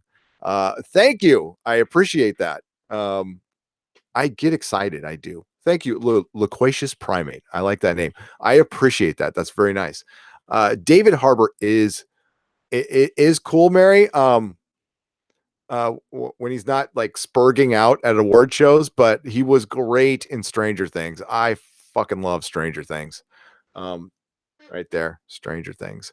We got a little bit of news on Stranger Things. They have started filming, so that's going to come out, or like they've been filming. Actually, it's supposed to come out a few months, say by summer. But I think David Harbour was a good pick for Hellboy. I will say that. If you watch Final Space, Gary, you get a cookie. Okay, I'll watch Final Space, Kato. For all the stuff you've done for me, I will watch Final Space. Halam 899 Live is turning 19 in April. Oh man, just a youngster. Mila drool, right, Honor. Yeah, Mila's hot. Oh my god, I was looking. She had never come to Comic-Con, so they brought her to Comic-Con for one of her Resident Evils, and we're like, oh yes, we get to see Mila. We get to see Mila finally, you know. And I don't really like. I don't do that over actresses and women, but I love Mila. Okay. I'm not like a big, I'm totally into my wife. I know it's crazy. But Mila is okay. She's on our 5, like, my wife has The Rock on her 5. A 5 is like, it's okay to cheat with. So yeah, so we get to Comic-Con, we see Mila and she was pregnant. And I was like, oh, dang, but we still saw her. It was great to see her. Fucking Quail. I did not find Final Space funny at all. Show us your tattoos, says Jamie Knight. I could show some of them. Okay, so I've got Doctor Who tattoos. So I've got the Doctor's name. This is it's too hard to explain. There's an artist called Beardsley. This is from an artist called Beardsley. These vines that I do. This is my oldest one. It's a wizard. This is older than probably, it's older than Halam 899 for sure. I got that tattoo when I turned 18. Of course, the seal of Rassilon, and then my nickname.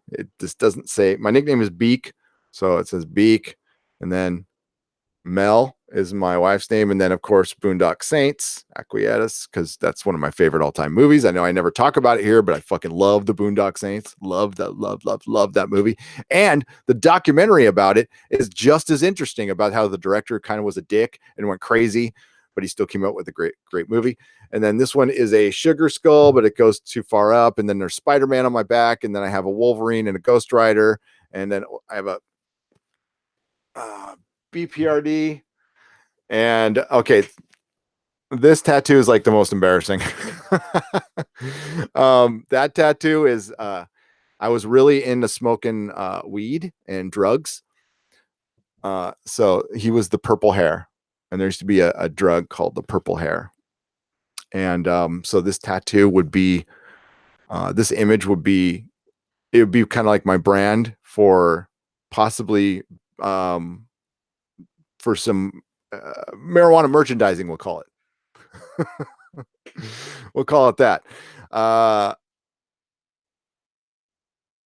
Boondocks, don't bring up the Boondock Saints or I'll try to marry you. Yeah, I was used to be way in Connor. I was a stoner, big time stoner. Not anymore. But yes, that was my brand for possibly if I used to sell that stuff. Yeah, there you go. The new Aladdin, like what? Fuck Disney and trying to make live action movies out of their animated movies. You want to talk about running out of ideas and going to the goddamn well way too much. My dad introduced me to Boondock Saints and loved that movie. Yeah, I adore that movie. It's great. Uh, Robbie the Robot was awesome. Uh,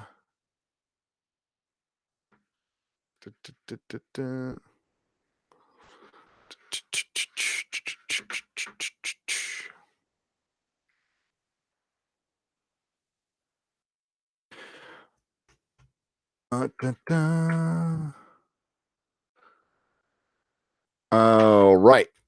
Sorry, I was going to my next article. Next article is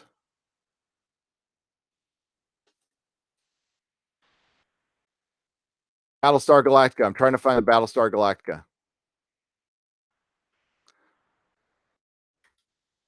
I-09.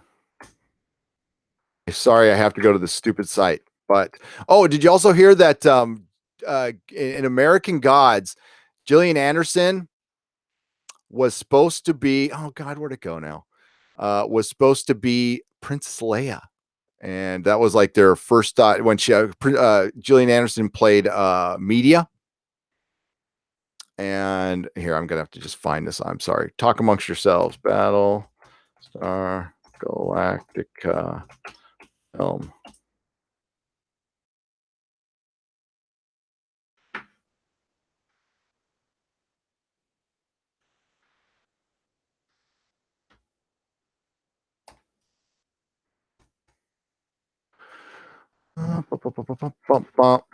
There we go. Okay, we can just use this. Sorry about that, folks. Universal has found a new writer for Battlestar Galactica film. I don't know how you guys feel about this.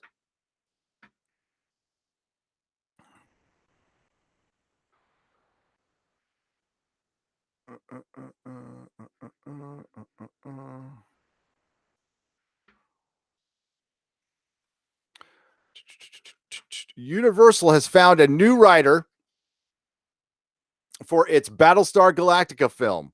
Universal Pictures' upcoming Battlestar Galactica feature film has found another key crew member. The studio has recruited Jay Basu to rewrite a script from Westworld co-creator and Burn Notice scribe Lisa Joy. Thank you for doing that. I used to be a big fan of hers until Westworld season 2, bringing the long gestating project one step closer to the big screen. The movie will be a reimagining of Glenn A. Larson's original 1970s series, The Rap Reports, and not a sequel or a remake to Ronald D. Moore's mid-2000 reboot series, that is great. Francis Lawrence, Francis, don't call me Francis. The man behind I Am Legend, The Hunger Games, and The Mockingjay, and the Jennifer Lawrence spy thriller Red Sparrow is tapped to direct. Okay, my enthusiasm went to. The Hunger Games was okay. I Am Legend, no. Basu's other writing credits include Elizabeth Sanders' latest adventure, The Girl in the Spider's Web, Elizabeth Banks' upcoming Charlie's Angels, and the remake and a Labyrinth spinoff that I'm not getting excited as I go on throughout this, you can tell. We'll continue the story began Jim Henson's 1986 fantasy fic. What does that got to do with anything? Universal Pictures is trying to get Battlestar Galactica film off the ground since at least 2011, and director Bryan Singer and writer John Orloff announced that they're steering the reboot. Neither individual seemed to be to be attached to the film. And Battlestar Galactica first hit the airways in 1978, and Glenn Larson. Oh man, here again. Now it's stuck. There we go. And I think this is just Moore's take on the property fared better. Oh yeah, this is good. While Battlestar Galactica launched to respectable ratings and went on to become a cult favorite It came at a high price tag. Episodes reportedly cost $1 million an episode to produce. I remember hearing that back then. Over twice as much as the average television episode at the time, 3 times as much actually. And quickly fell victim to CBS's popular comedy All in the Family, which aired against it. ABC canceled Battlestar Galactica after a single season, while 20th Century Fox sued Universal over Battlestar's similarities to Star Wars, which came out roughly the year earlier. The case was ultimately settled out of court. Sequel series Galactica 80 lasted a mere 10 episodes. Well, the effects looked alike because of a guy named John Dykstra, who was a genius, by the way. Moore's take on the property fared much better, starting with a 3-hour miniseries that aired on the Sci-Fi Channel, now is known as Sci-Fi, in 2003. The revitalized Battlestar Galactica lasted 4 seasons, while diehard fans initially resisted Moore's changes to the original source material, and the show went on to become a critical hit, launching a franchise that included prequel series Caprica and the web series Blood and Chrome, which I've seen all and I love all. Not to mention the most controversial series finale of all time. Would you call that? No. Would you guys call the Battlestar Galactica? Is it controversial? Oh, we got a super chat. Thank you from the Ridiculed Reptile Reviews. Is the Doctor Who X-Mex video scheduled for tomorrow going to be about the Christmas episode suggestions? Looking forward to it nonetheless. It's going to rock. Thank you so much. Yes, it's coming out tomorrow evening. It is going to be based on everybody's comments. That's all it is. And I've been trying to build a narrative through it. I've actually started it and scrapped it like a few times because I want to do it right. I think I was overthinking it. So I'm just going to keep it simple, stupid. And I'm going to do basically a top 10, top 20 best Christmas ideas. There will probably be a part 2. And yes, yeah. So man, I cannot thank you guys enough for all the Christmas ideas. They've been brilliant. They've been so good. You guys are rock, and they are going to look so stupid. And listen, when I put the Christmas idea up, I am going to freaking show that headline that says that sorry, Stephen Moffat. I'm going to show that headline where we've mined Christmas too much, and basically saying you're out of ideas. I am never going to let you guys forget that. Yes, never watched Caprica. I liked Caprica. Caprica had a lot of good concepts in it. It just wasn't super well executed. I didn't think they gave it enough time, though. That's just me. I didn't think they gave it enough time. Caprica did end it. That ending to Caprica, well, because they never really got into the final 5. They talked about the final 5, but they really didn't. They didn't freaking. They left that one too far open, but I loved it. All in the Family Battlestar crossover, Archie Bunker and Adama. I'd watch that show, SBG. I'd watch that show.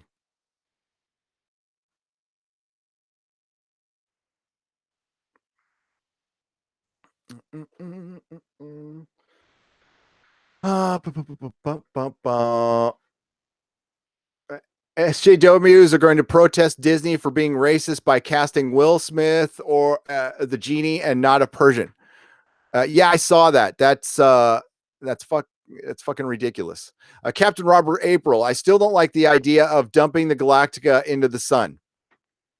I like the end. I did. But I understand why people didn't. It's better than the ending of Lost. It did. Some people were pissed. That's not denying that. Caprica was good. It should have been given a second season. I agree, Mage Grey Wolf. 100%. I enjoyed it. Be right back. Caffeine vampire needs blood, says Brent Newman. Thank you, by the way. There we go. I'm going to drink some coffee right now.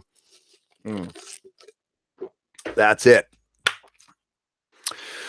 Man, Mary Ashme, thanks for being here. Guys, I did an impromptu 15,000 subscriber live stream last night.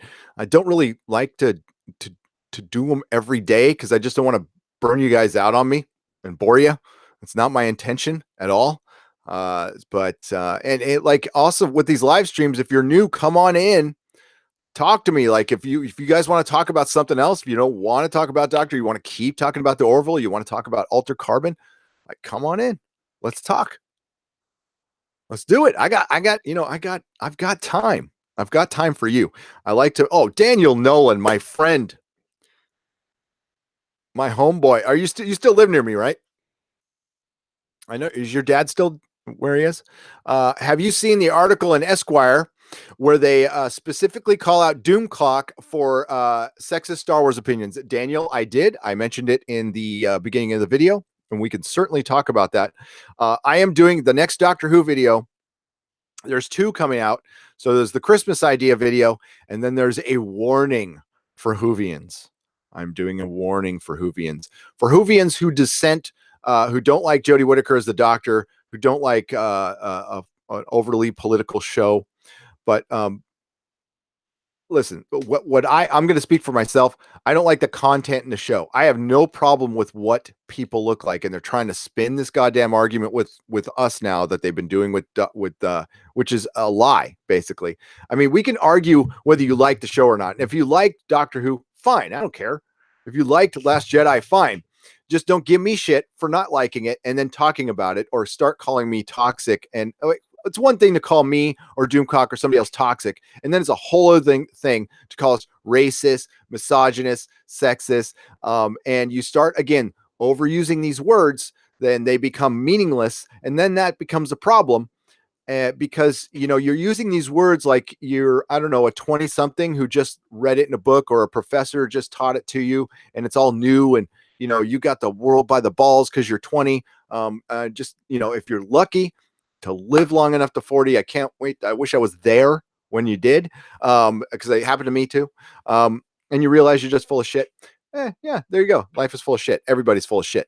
But the thing is, we're just simply talking about the content of a television show or a movie, and to like bring things to a level that this kid brings it into the article, basically calling it a right-wing conspiracy.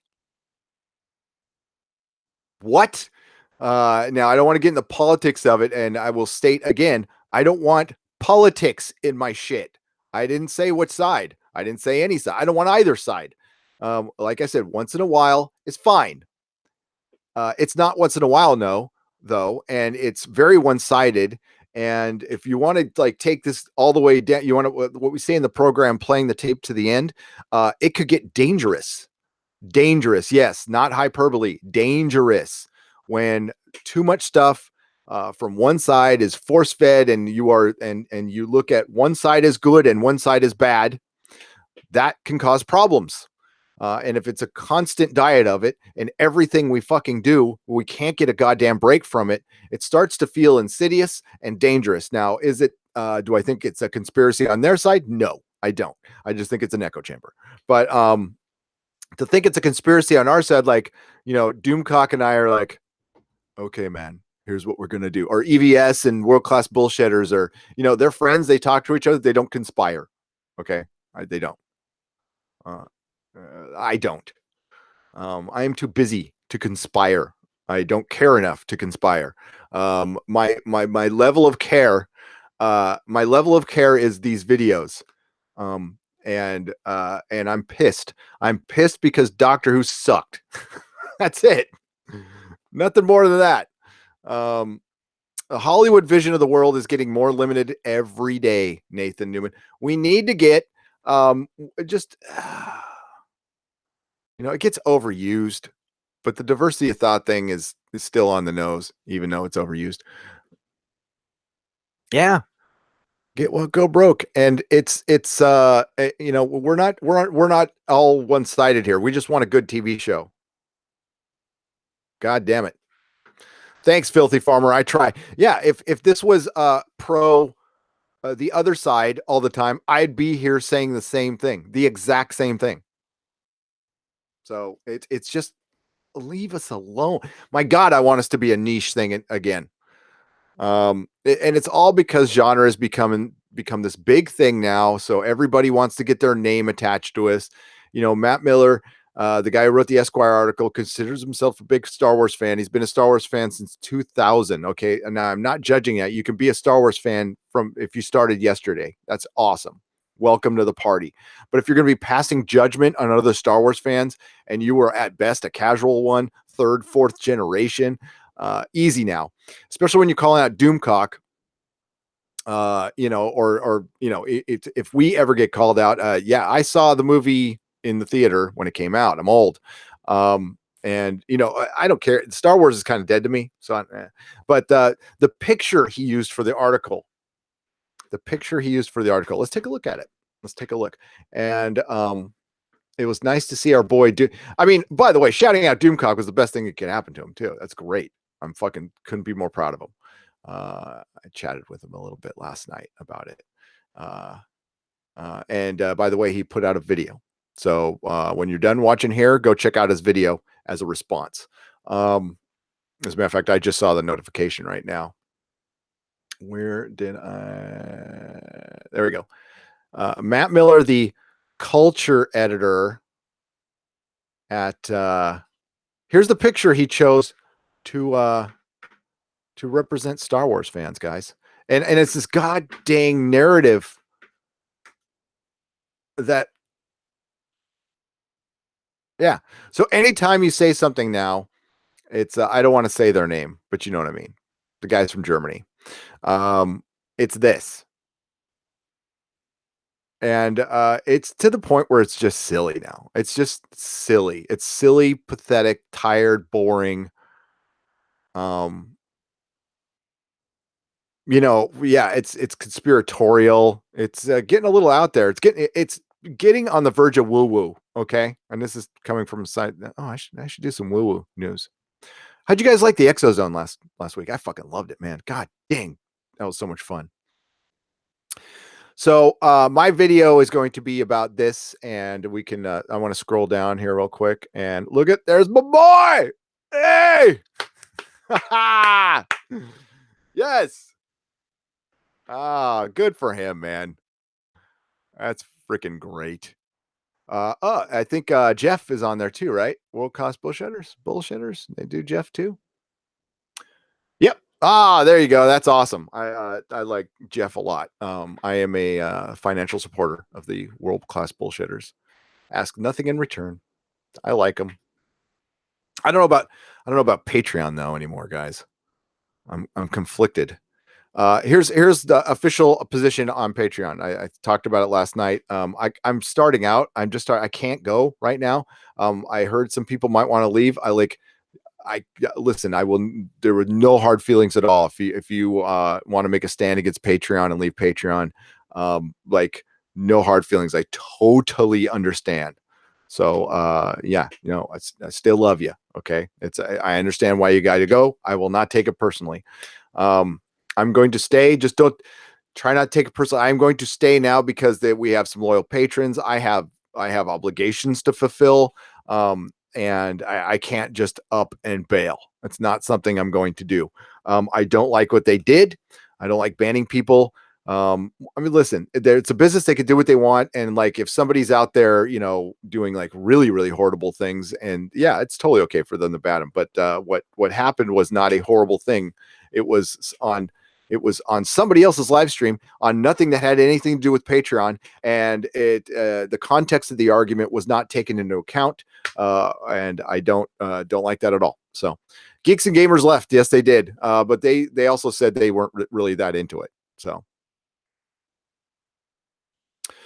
a lot of people are going to stay, folks. We were not in the, Geeks and Gamers and Jeremy at the Quartering and all these people they can leave. They're big and they can leave. We're not, appreciative as I am. We're just getting started. We've only just begun. So yeah. But oh, we got a super chat here. Oh, man, thanks. John Smith, $10. Been a sub for 6 months, and I really enjoy your chats and vids. Your channel is one of the best in the Who, STD, etc. world. About time I super chat you. Oh, congrats for the 15,000.5. Wow. Keep it coming. John Smith, thank you so much for the super chat. Thanks for being a sub for 6 months. That's brilliant. And I appreciate you, and I will try to keep it going as much as I can. I listen to you guys. So yeah, yeah, we got to keep the. Sorry if we got towards there, but we can't keep do politics. Yeah, I don't do politics. That's why I precisely don't want them in my. It's hard not to talk about them when like you're talking about keeping them out, but I really don't. Yeah, we keep it political free here. But no judgment. It's okay if you do it once. It's fine. But that Hellboy trailer looks, man. You think so? We Negan now. I kind of liked it, but it's not going to be as good as Guillermo del Toro. And we Negan now. The screen tests for Hellboy have been bad, have been very, very bad. But Harbor looked pretty good as Hellboy. The Hunky Chunky Funky Monkey. You missed a super chat from the end of from me and Gamer Gadget. I'm sorry. I was too busy. Oh my God, I missed a lot. Thank you, Hunky Chunky Funky Monkey. My coffee tastes like mud. Was ground this morning. What? Are you sure it's not sentient mud that wants to take over your body? Thank you for the £2.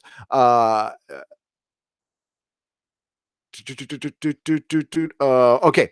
I want to go back to Ridiculed Reptile Reviews sent 100 Swedish dollars. Is the Doctor Who Xmas video scheduled for tomorrow? I want to remind everybody again.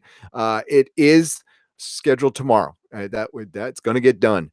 The Hunky Chunky Funky Monkey, thank you again for the £2, my friend. I hope you are feeling better. I truly do. I know you've been going through some problems, and my heart goes out to you. And I love having you here, man. You make the chat a better place by being here. Gamer Gambit for $5. I've already been called an asshole, woman hater, and racist for not supporting season 11. They doubled down when you debated it all, so I just move on. Yep.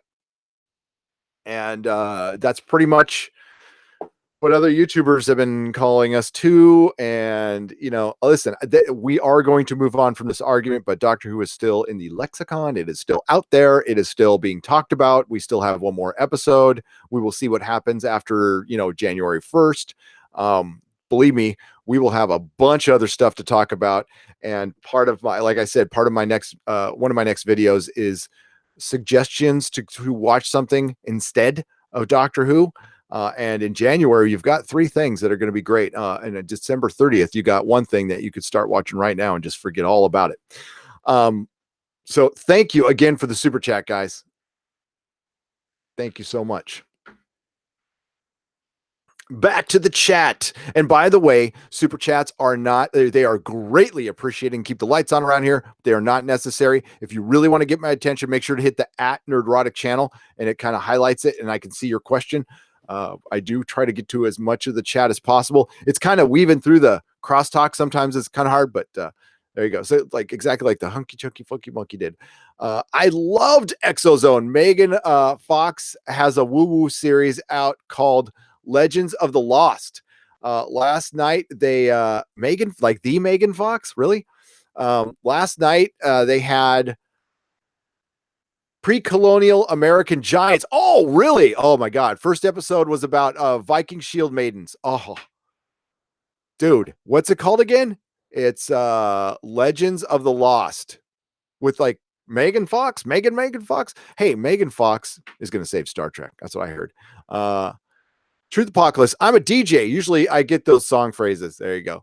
It would be nice if media would keep politics out. It really would, Angel. It really would. I was 16 when I subbed to you. Have you been subbed that long? Wow, that's before I was we were throwing up random stuff. It's only been the last year and a half we've been really kind of cranking it out.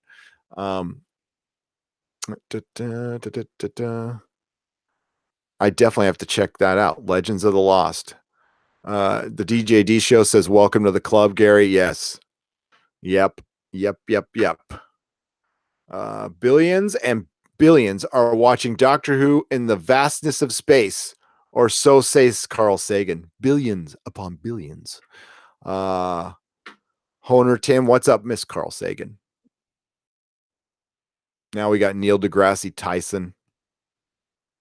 Some people like him. I don't. Yeah. Okay. Just watch the Hellboy trailer. Not feeling it. Joker 79. It's gonna. Oh man. Like, see, I get excited about this stuff, but he's no Ron Perlman. Um, and honestly, and I know like Abe Sapien is not part of the story all the time, but if I mean to make a movie without Abe is it kind of feels wrong.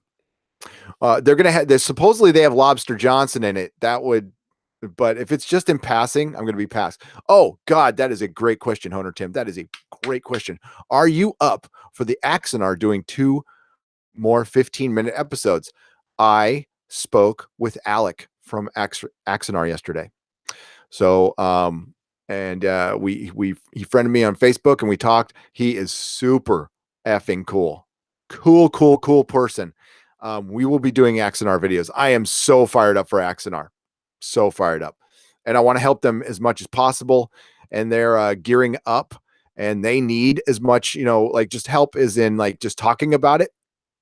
If you guys like can throw out a tweet or something to help them out once in a while, be greatly appreciated. If you haven't seen it, go check it out. Yeah, it's the first fan thing that actually second fan thing that give me goosebumps. The first fan thing that gave me goosebumps was the Batman versus the Predator versus Alien fan film. That one gave me.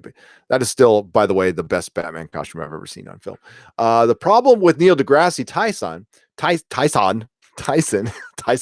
I can't talk anymore, is that he acts like he wouldn't, if you wouldn't, he acts like if you don't think like him, you're an idiot. Exactly. He's not very humble. Carl Sagan was a humble, good dude. Neil deGrasse Tyson oozes disdain. I don't like that. I definitely don't like Neil deGrasse Tyson. I don't care for how he trolls the religious. Saquist, thank you so much. That's not how a science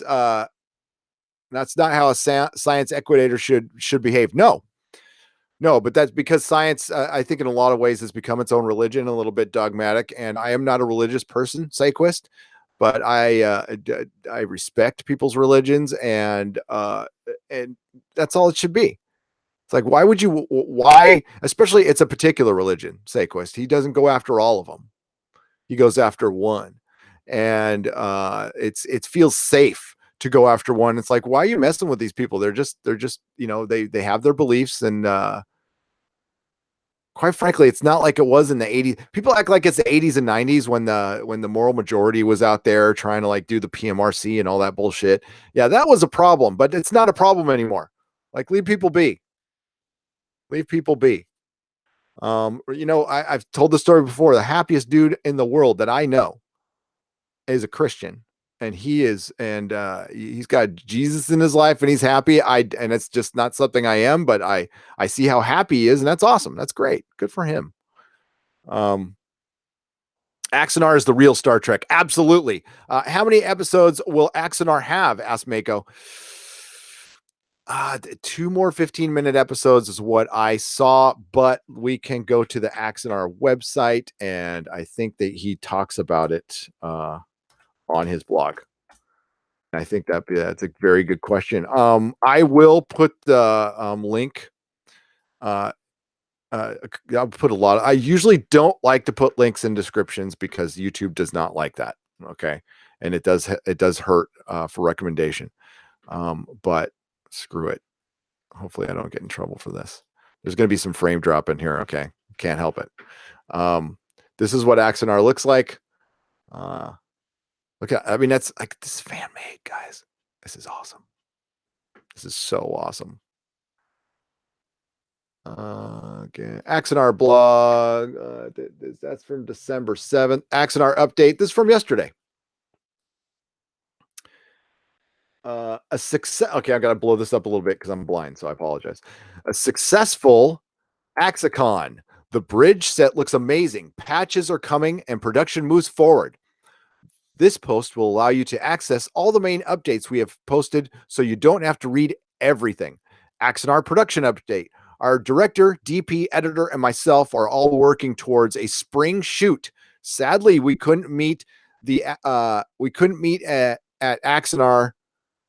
Sadly, we couldn't meet at Axanar as our editor, Mark Edward Lewis, got sick. Oh, hope he feels better, and had to cancel his trip to Atlanta from LA.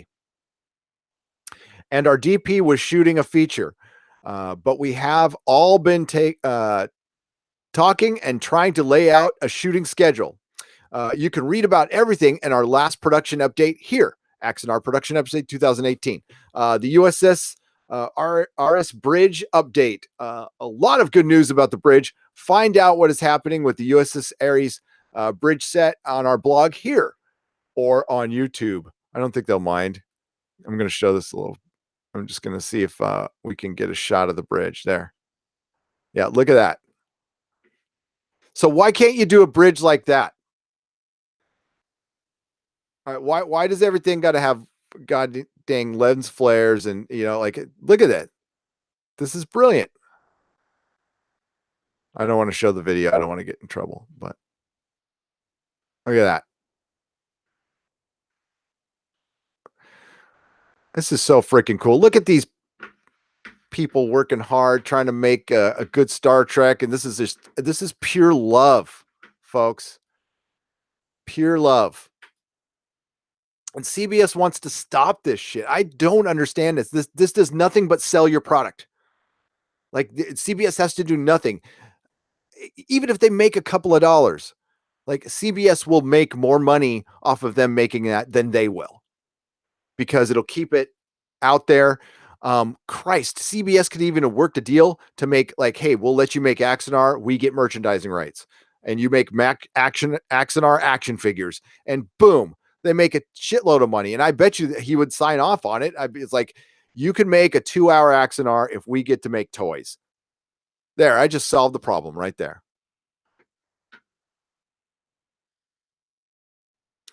Lens flares are for no talent hacks. Nathan, you are so correct. It's just a way to hide something. CBS should hire these people. They should. They absolutely should. CBS is stuck in their ignorance of greed, says Gamer Gambit. Absolutely. In Moons of Madness, they should. Like, these are nice people too. They're nice people. Tobias Richter did the CGI. It's good. Captain Robert April on the bridge, everybody. Stand at attention. The bridge was awesome. They got all the staff to go and buy Raspberry Pis on Black Friday to run the bridge screen videos. That's freaking awesome.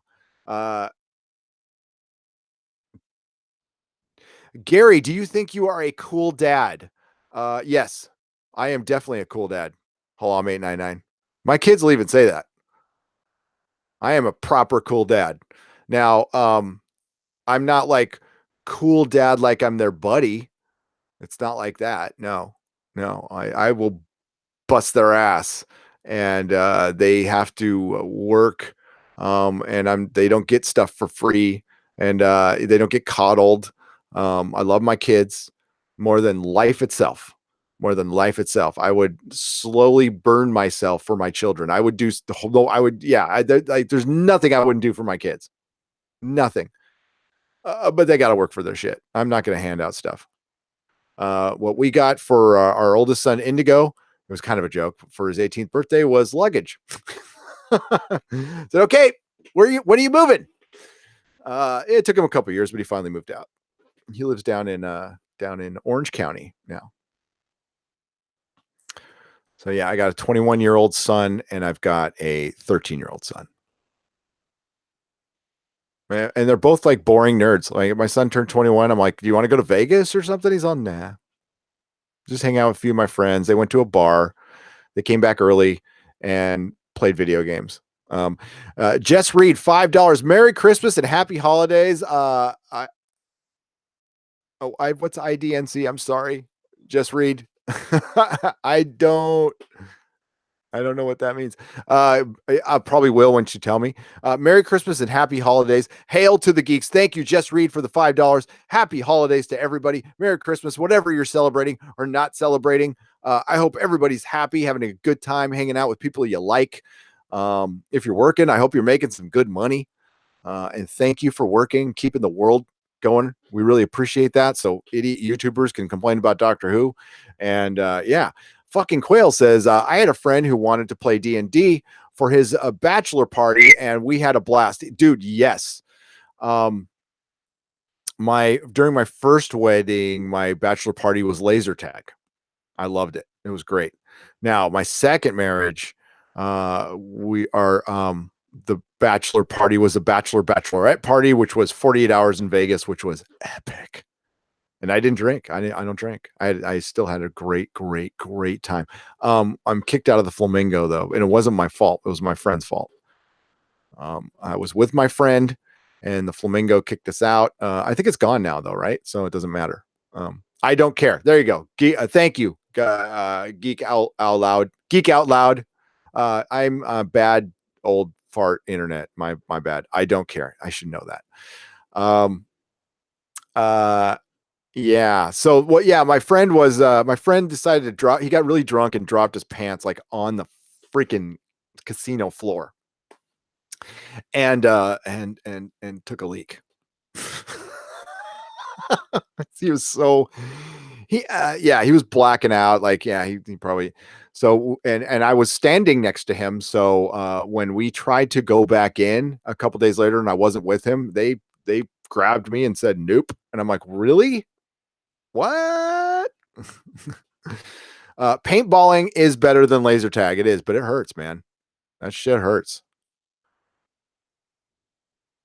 I'm similar to your kids. My parents said, do you want to go to a comedy show? And I said to them, I'd rather watch my favorite YouTube channel called Nerdrotic. Oh, shit. You didn't say that, did you? That's awesome. Thanks, Salam. That's brilliant. My kids were so happy to say hi to you yesterday. You made their day. Really? Your kids are cute, man. They kept asking me about you. Well, you tell them to listen to their mom and dad and do their homework and have a Merry Christmas and Happy Holidays. Getting married. Oh, who's getting married? Lee Crystal's getting married January 12th, and not even thought about the bachelor party. I'm too old for it. Oh, you're not. Bachelor parties, D&D, actually, like, do something nerdy. That'd be fun.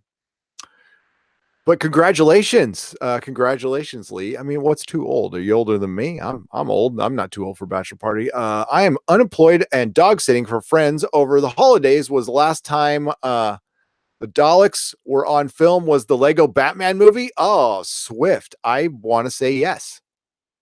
And that's a good recall there. I completely forgot about that. Hey, you're dog sitting. You're doing something, Swift. How are the dogs doing? I hope they're good. Truth Apocalypse. Last time in Vegas, I stayed at the Stardust. How long has it been for that place to? It's long gone now. It's the Stardust went down 15 years ago, 10 years ago. I'm going there in a couple months. I love Vegas. There's a bar there that's it's a geek bar, so it's called the I think it's still there. It was there last time I went. It's called the Millennium Fandom Bar, and so think of sports bar but for nerds. So he's always like playing.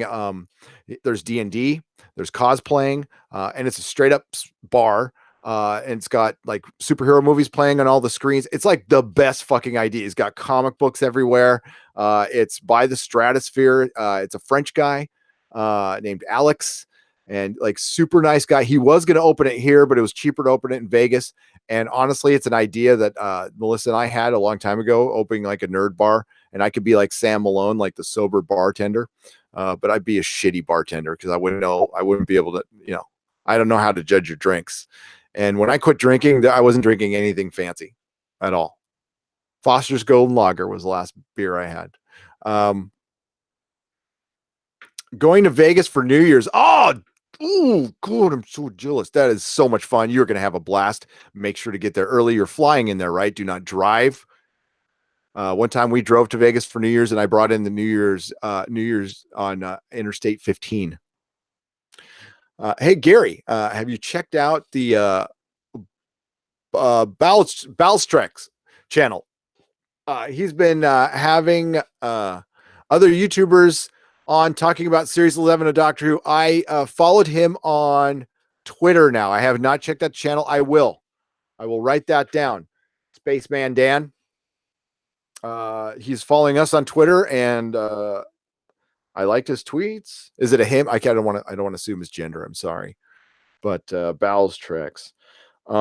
We have been asked to be on a couple of. Hey, I'll come on any channel. Yeah, like I will. I love talking to other YouTubers, and I want to have more people here too. We're gonna have Doomcock on for another Exozone. That's for sure. Susan's coming on. I think Feisty Fan and Comics Division are going to come back.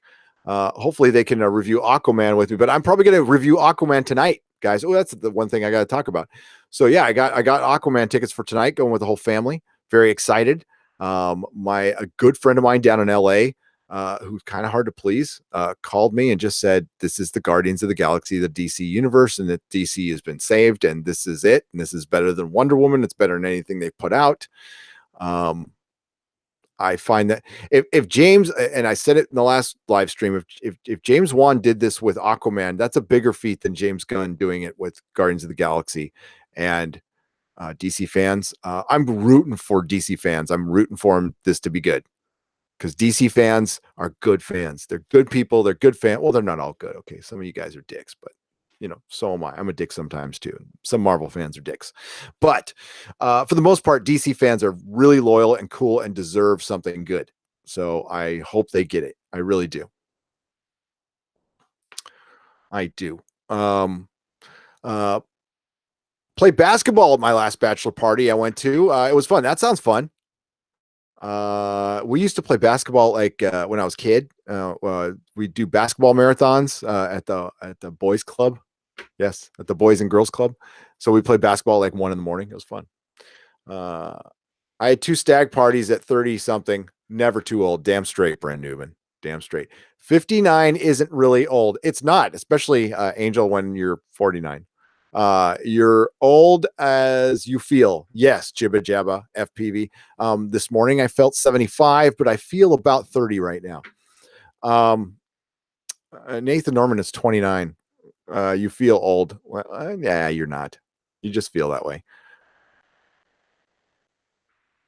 Hey, Gary, have you checked out the... Yeah, okay, I already read that one.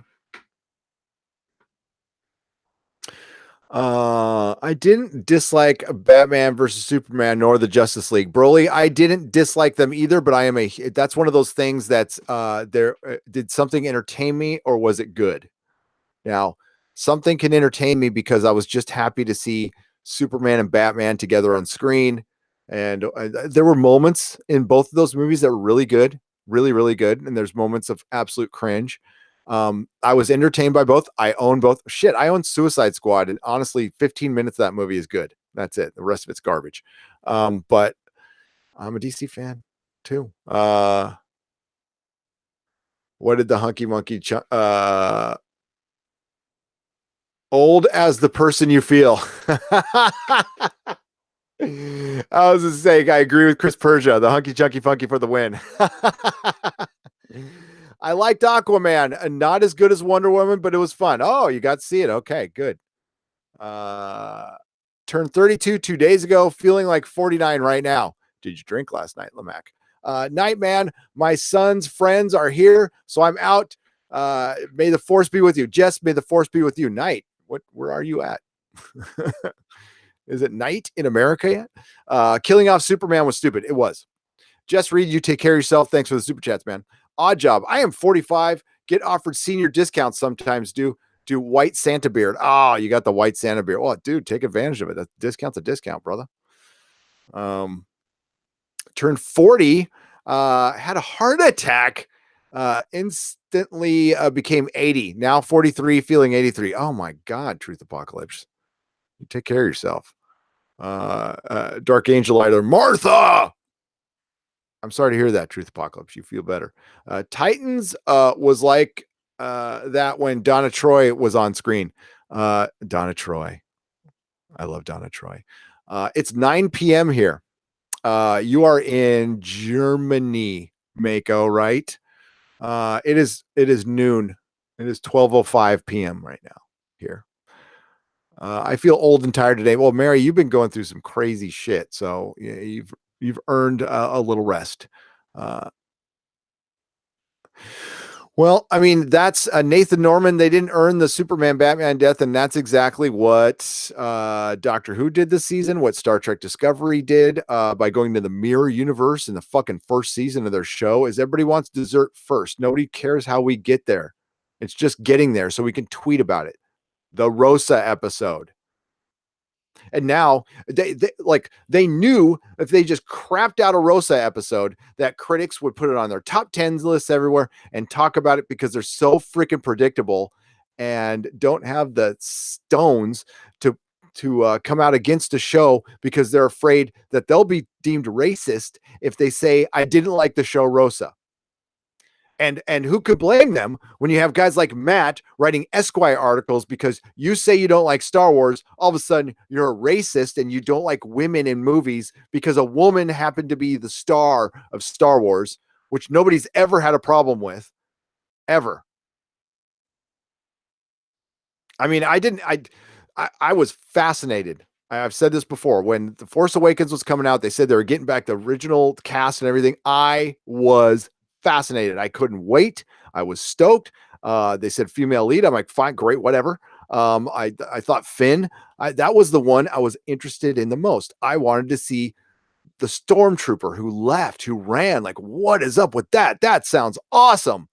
And of course, they made him a clown. They made him a fucking joke. And Rey was a Mary Sue, and we all know what we got. And I was done. I was done after that. I mean, that movie was so freaking bad. And people are trying to I hear a narrative right now, like, oh, JJ's not that bad. And JJ is bad. JJ Abrams is bad. JJ Abrams does not finish stuff. JJ Abrams is a good idea man, but he's not a good execution man. He doesn't execute properties well. Yes, he does physically finish some stuff like Super 8. He actually finished the movie. The movie sucked. Yeah. So and also I'll go even further. The movie had a decent beginning and unraveled at the end, pretty much like everything he makes. Alias, a show I loved in the beginning, unraveled at the end. Lost. I didn't care for Lost, but a lot of people like Lost. Unravel at the end. Mission Impossible 3 it's a good action movie. I'd say that's probably that and 2009 Star Trek are the two best things he's done. And they're also, his directing style is pined off of Steven Spielberg. He wasn't even the first one to do the lens flares things, guys. He also did Fringe, which, as far as TV wise, probably the best thing he did. I liked Fringe. Fringe ended okay, but it's still unraveled. What happens is he moves his attention to other places. He starts stuff and he moves his attention to other places. So when he was given Star Wars to showcase all of his talent, like this could have put him to the stratosphere. And a lot of people liked it. He just remade the first movie. Like the laziest attempt ever. Then I saw his mystery box speech, which, you know what? Don't say anything or don't pass a judgment or anything on J.J. Abrams until you see his TED Talk and you see him talking about mystery box, and it says it all there. It says it all there. He's not about, endings don't matter to him. It is the journey. It is, Castle Rock had that had his name all over it, unraveled at the end. Westworld, great beginning, unraveled. Season 2, I can go on and on. Now, I haven't seen Felicity. That was this show, Felicity. Maybe that was good. I don't know. Yeah. So whether he fixes episode 9 or not, I'm so beyond caring because I'm probably not going to watch it. As a matter of fact, I'm not going to watch it. I'm not. I'm just not. We're not a Star Wars channel anyway. And honestly, I saw The Last Jedi and it gave me a headache. What they did to Luke was, all flash and no substance. There's and Star Trek Discovery, that's got his imprint all over it. Star Trek Into Darkness. Remember when so The Dark Knight came out and Inception. And Hollywood was Christopher Nolan crazy. Everything had to look like a Christopher Nolan or be like a Christopher Nolan movie. And that's fine because Christopher Nolan's fucking good. I like him. He's a very talented director. And I liked both of those movies, by the way. But remember when all the posters all looked like the Inception poster, like the Star Trek poster? And then everything had to have dark in the title because that's how they think in Hollywood. They're all right now. We're showing that movies that have the word dark in the title perform 30% better. So Thor, Dark World, Star Trek, Into Darkness. This all came from The Dark Knight. Yes, that is a fact, folks. And it is that is how dumb Hollywood is. So this whole thing, like, we're so progressive, we're putting women and everything.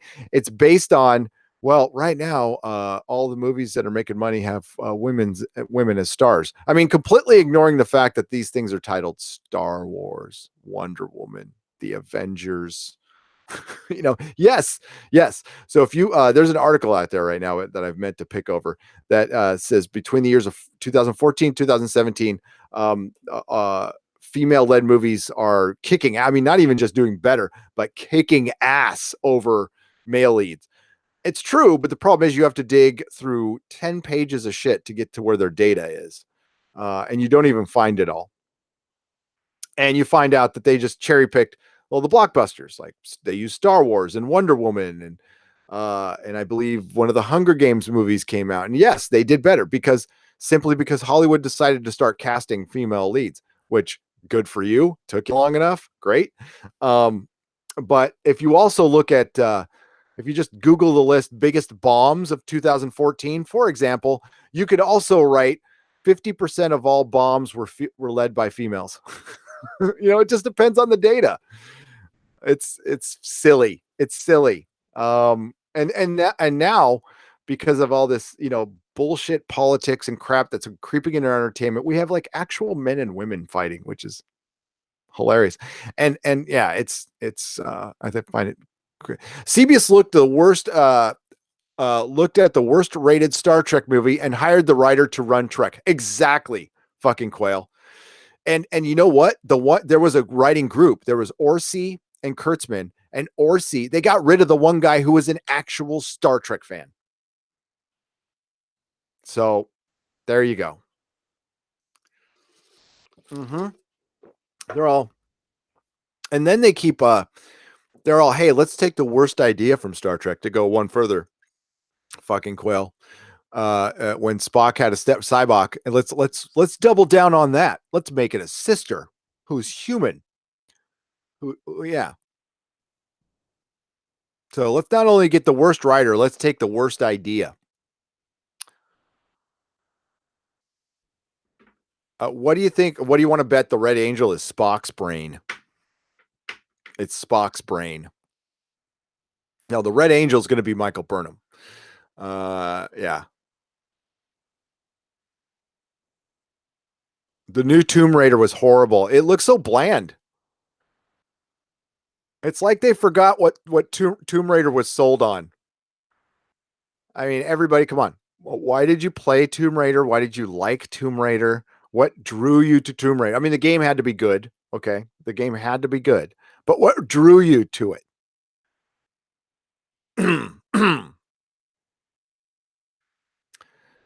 It'll be freaking Mikey Spock. You're right. Yeah.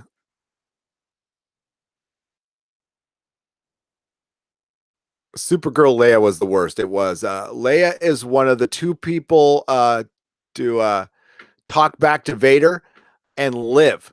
And they did nothing with that at all with their character in the new movies. Nope, they didn't. Part of the problem was, may she rest in peace, Carrie Fisher was not in. She could not like sit through scenes. You could tell she was struggling. Well, Christ, Last Jedi, they had, she was knocked out for most of the movie. She was in poor health, and by all means, if she was doing coke at that age, oh God, coke makes you feel terrible.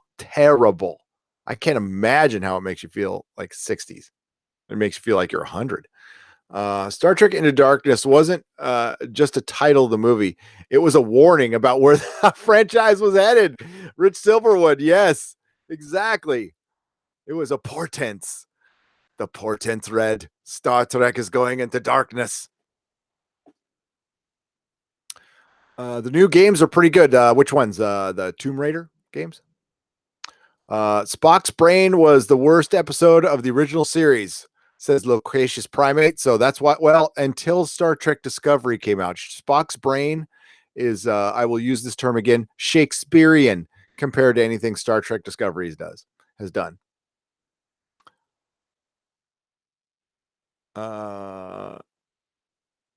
Red Angel will be Captain Archer. That's funny. Hey, whatever happened to, at the end of Star Trek Discovery, they were on their way to go pick up a new captain on Vulcan. Does anybody have any speculation on who that new captain is? Or do you think they just forgot about it? Because they had to yeah, and Pike and number 1 are going to be a thing. I don't think anybody's surprised about that. I hate Disney forever for what they did to Luke. Wow, that's weird.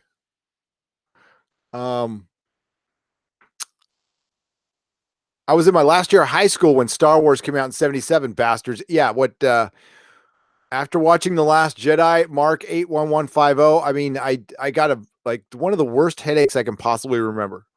I walked out of there just pissed with a fucking headache. I was as mad. I was more mad than after I walked out of the Crystal Skull. I walked out of the Crystal Skull pissed. But Last Jedi, I was like, that was it. I was like, I'm done with Star Wars forever. Never giving you another penny. Never going to talk about it in a positive light again. I don't give a goddamn what TV series or fucking animated series you put out. I am done. Bye. Because you just ruined the story. You want to talk about an argument for prequels? It's fucking Last Jedi is an argument for prequels.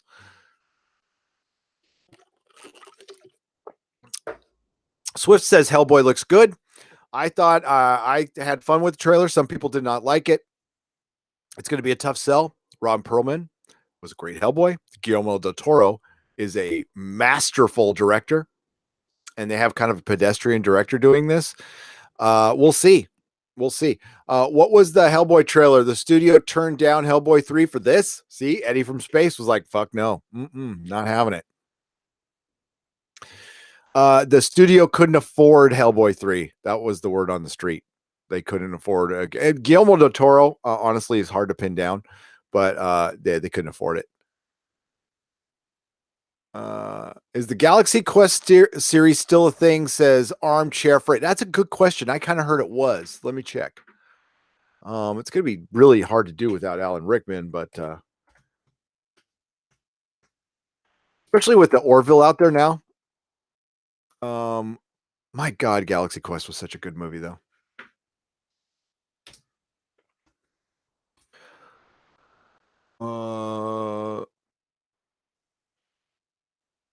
Well, yeah, according to this is 1 year ago, almost to the day, from IndieWire. Galaxy Quest Paul Scheer plans to blend original and new casts for Amazon series. So yeah, looks like it's still a thing. By Grabthar's Hammer, the criminally overlooked Galaxy Quest will be avenged. Here, instead of looking at me, you can look at the article. There we go. All right. By Grabthar's Hammer, the criminally overlooked Galaxy Quest will be avenged. Based on some new comments from writer-producer Paul Scheer, there's a reason to get excited about the still-in-the-works sci-fi comedy. Amazon first announced it was developed in the 1999 film as an episodic series in 2015, but things escalated last August when Scheer came on board to work on the show. It was a new interview with Slash Film. He revealed he's not only turned in the first script for the series, but has some big ideas on how to honor the original film while also updating the premise for updating the premise for a modern age of television. We all know what that means, folks. It's going to be so long. It's going to be so long before people get to see it. What does that? It's going to be so long before people get to see it. Okay. I don't want people to get too burnt out on me telling you what it's about before it gets to that point, he said. So it's going to be a long time till people get to see it. I got you. But for me, it is really important to do service to Galaxy Quest story that gives you everything you want and indoctrinates people who have never seen Galaxy Quest into the fun world that it has. It and also to continue the story of the original characters and have consequences from the first film. Okay. So,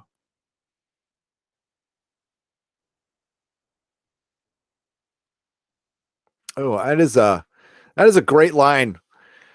Read more. Wrath of Khan director Nicholas Meyer. Art is a dictatorship, but without fans, there's no Star Trek. I like that quote. That kind of stopped me right there. The original film starred Tim Allen, Alan Rickman, Sigourney Weaver, Tony Shalhoub, Sam Rockwell, and Daryl Mitchell as the former cast of the canceled sci-fi show, which might not be a striking resemblance to Star Trek. But while Shear's take includes bringing back the original characters, he also plans to mix in original Galaxy Crest crew with the new cast. I really wanted to capture the difference between the original cast of Star Trek and J.J. Abrams' cast of Star Trek. I think that to me is so they're that'd be kind of funny actually. Sci-fi heroes are rock stars now. If you look at Thor in 1999, if that movie came out, it would not be it would not be received the way it is now. People would not. That's a good point. People would not want to see a cosmic galactic thing on that level, but now we're accepting it. I kind of disagree with that. I think just by virtue of you might not want to see it, but we've wanted to see it for years. That's why you guys have finally caught up to us. By the way, just want to point that out. I just think by virtue of that, we switch the environment. It'll make the story feel a little bit more fresh.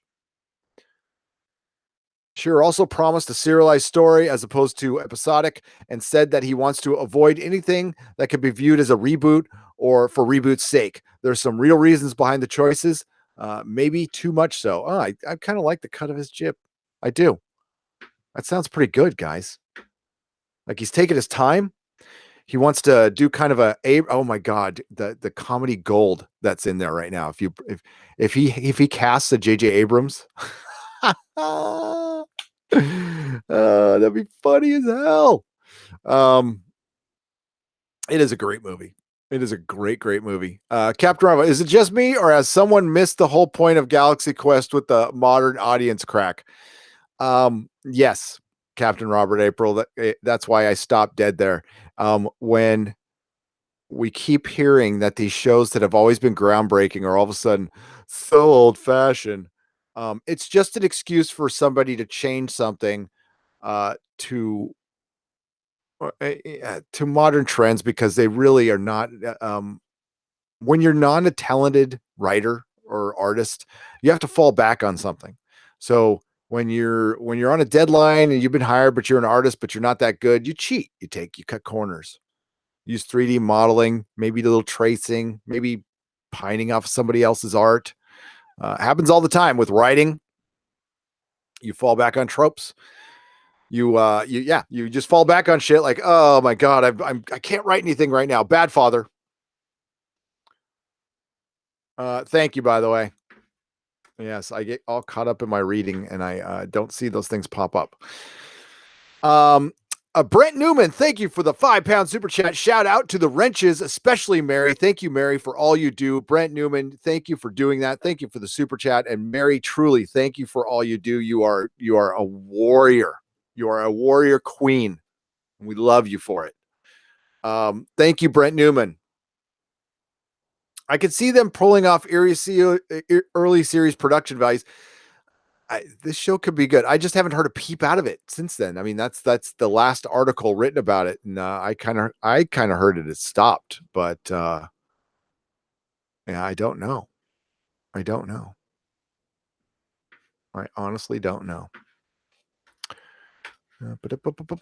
How is a futuristic sci-fi show old-fashioned when we need modernizing? Thank you, Nicholas Wright. That's exactly what I that's a word they keep fucking using. We need to modernize Star Trek. I'm like, it takes place in the 23rd century. Shithead.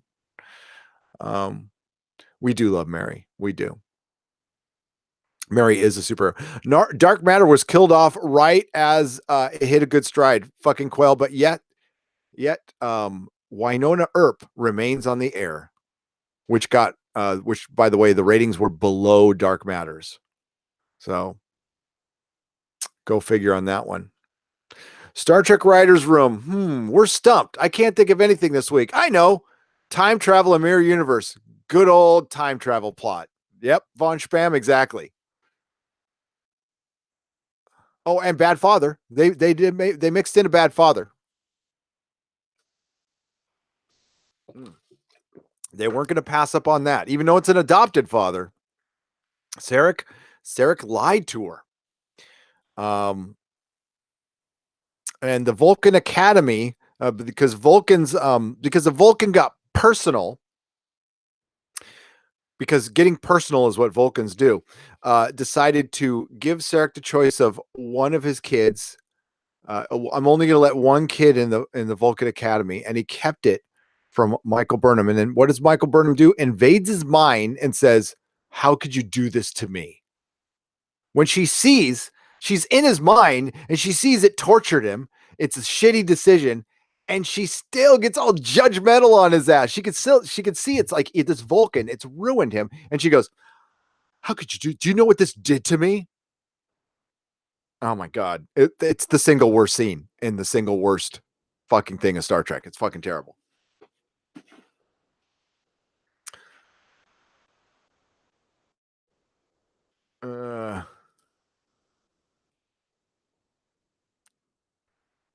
Will we get a Doctor Who STD crossover? Yeah, this is probably when we'll get the Star Trek Doctor Who's crossover, is now. Like when it'd be Michael Burnham meets the 11th Doctor. Oh boy. Oh God. And it could be the Klingorks and the Pink Daleks. And then Michael Burnham and the 11th Doctor will have a Mary Sue off. I'm just kidding on that one. And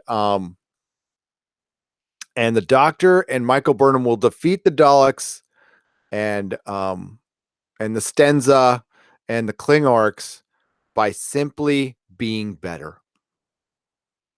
They will defeat the Daleks by preaching to them. They will talk down to them. They will make them feel shamed, and they will just walk away.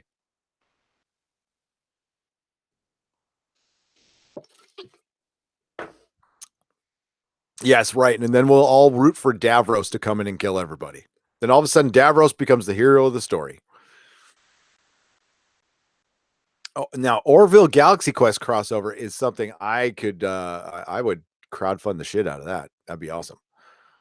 STD needs to get pulled into a black hole and meet the Borg. They would be obliterated as if nothing worthy to integrate. Yes. There we go. Resistance is futile. Oh, never mind. It's Michael Burnham. She could outthink us all. Dynamo 75. I would love to see a Battlestar Galactica movie, but I looked on who was behind writing it. So it was originally Lisa Joy from Westworld, but then somebody else took it from like the Hunger Games and stuff like that. And I'm like, it's like a YA guy. I was like, nah. But I would love to see a movie from the Glenn L. Larson universe happen, and it'd be good. Yes, I want that very much so. I love that universe, and I've been on this weird Battlestar Galactica kick lately, and just bought a Viper the other day, and yeah, I need to hang it up. The Orville versus Evil Dead. Where is Susan? I know that will drive her nuts. I'll be sure to bring that up. Fucking quail. I'll shoot that to her on a tweet. Like, you have to decide. You can only pick one, Orville or Evil Dead. When they've truly run out of ideas, STD will have the board king. But he'll be an idiot. Jibba Jabba FPV. He'll be the one who like screws everything up for the Borg. Doctor Who Battlestar Galactica 1980 crossover. That'd be kind of funny. The motorcycles and everything. No Trisha Helfer. I like Trisha Helfer. I do. It's a new time travel. It's a new time travel plot for Star Trek that they travel back in time to go to chin balls from ever being involved in Doctor Who. Dave Gibson, I'd be for that. They can just slingshot around the sun again and travel in time. Oh, the OG Battlestar Galactica theme is awesome. It was cool how they used it in the Ronald Moore version too in the museum. Oh, no. A show called Orville versus Evil Dead now that Ash is retired. There's a place called Orville, California, by the way. Let's modernize the future by tying it up so tidy up in the past that it becomes an acronym for unwatchable in a 5 to 10 weeks after airing. Exactly.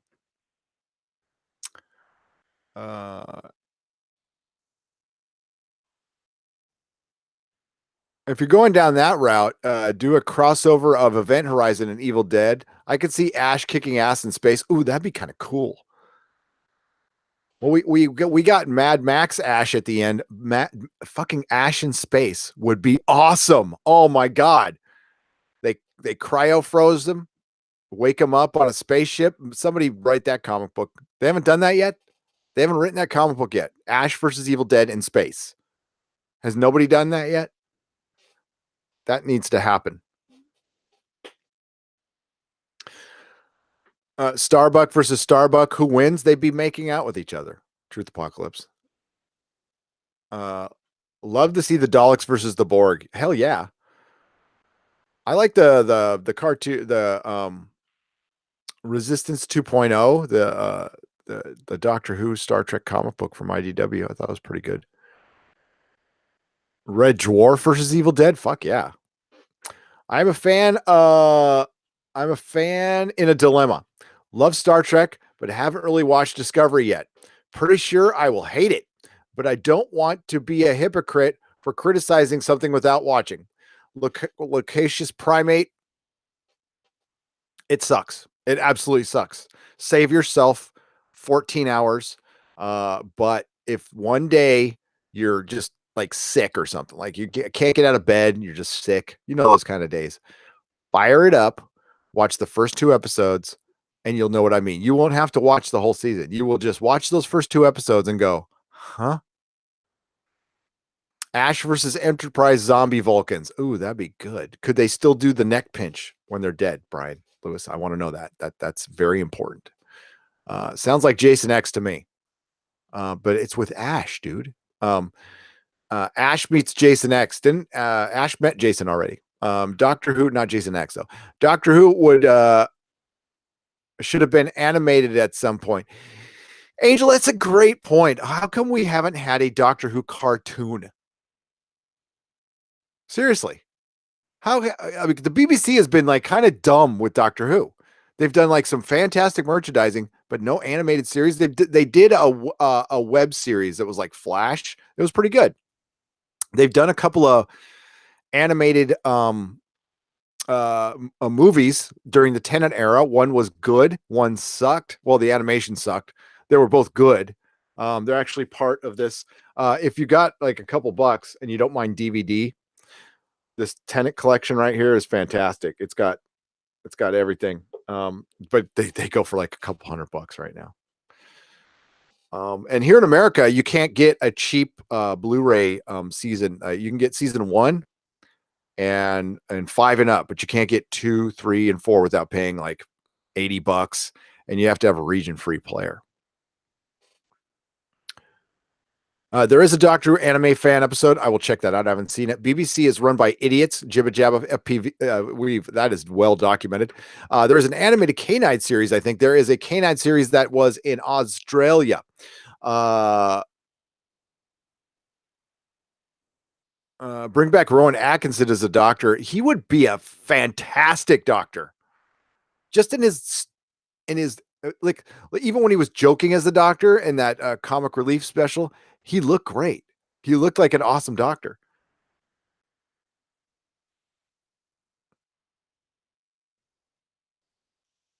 There are a couple animated ones. The Cry of the Megara, yes. The one Anthony Stewart Head is in one of them, and then there's the Area 51 one. Dreamland is the third animated Doctor Who serial television. Now they've animated the older episodes, which is a great idea, by the way. And I've seen them all in the theater, and they're top notch. But I mean, like a straight up cartoon, like a episodic cartoon. And do it as exactly Angel, fucking Tom Baker, Fourth Doctor, and just do them in order. You don't have to. Yeah, here I gotta get. I'm sorry, I'm out of focus here. I'm out of focus, is like my wife likes to say. So yeah, you could do multiple doctors. Ah, that's such a good idea. See, we're solution based here at the Nerdrotic channel. Honestly, if there was a Doctor Who cartoon on right now, I probably bitch less about Jodie Whittaker because I could just watch the cartoon and there'd be another option. They get so hung up, they being the BBC, on like not taking away from the attention from this doctor, and it just makes no sense. People are going to be into the doctor or they're not.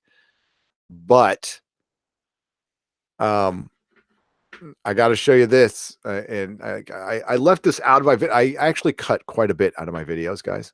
They're usually like 20 minutes long, and I end up just making them 10. I want to just show you what the other seasons are of Doctor Who, like compared to this one. I'm sure some of you have seen it, but let's just take a look. Boom, boom, boom, boom, boom. All right.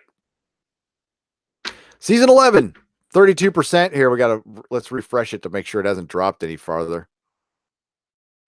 Okay, it hasn't dropped any farther. Okay, so let's go to season 1.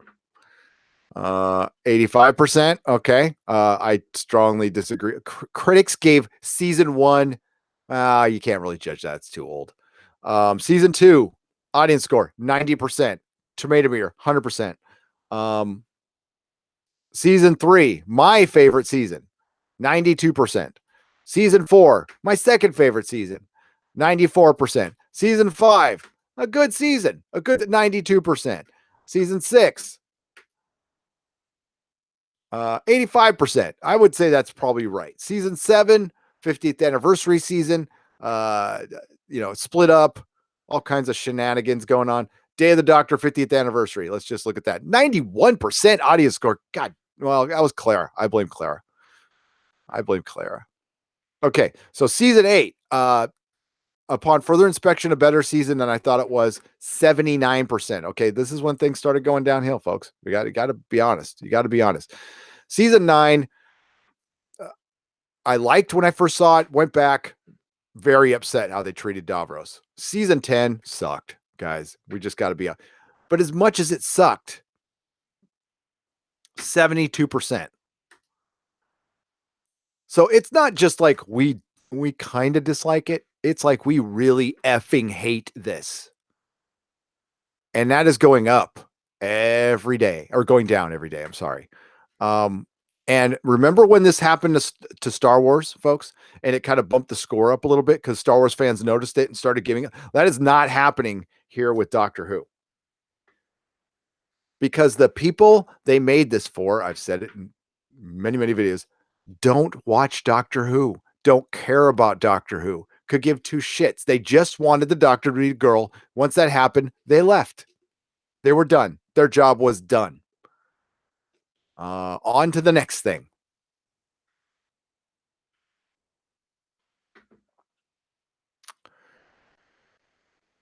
Is that Nerdrotic in a shirt and tie? Where? Oh, you mean my picture?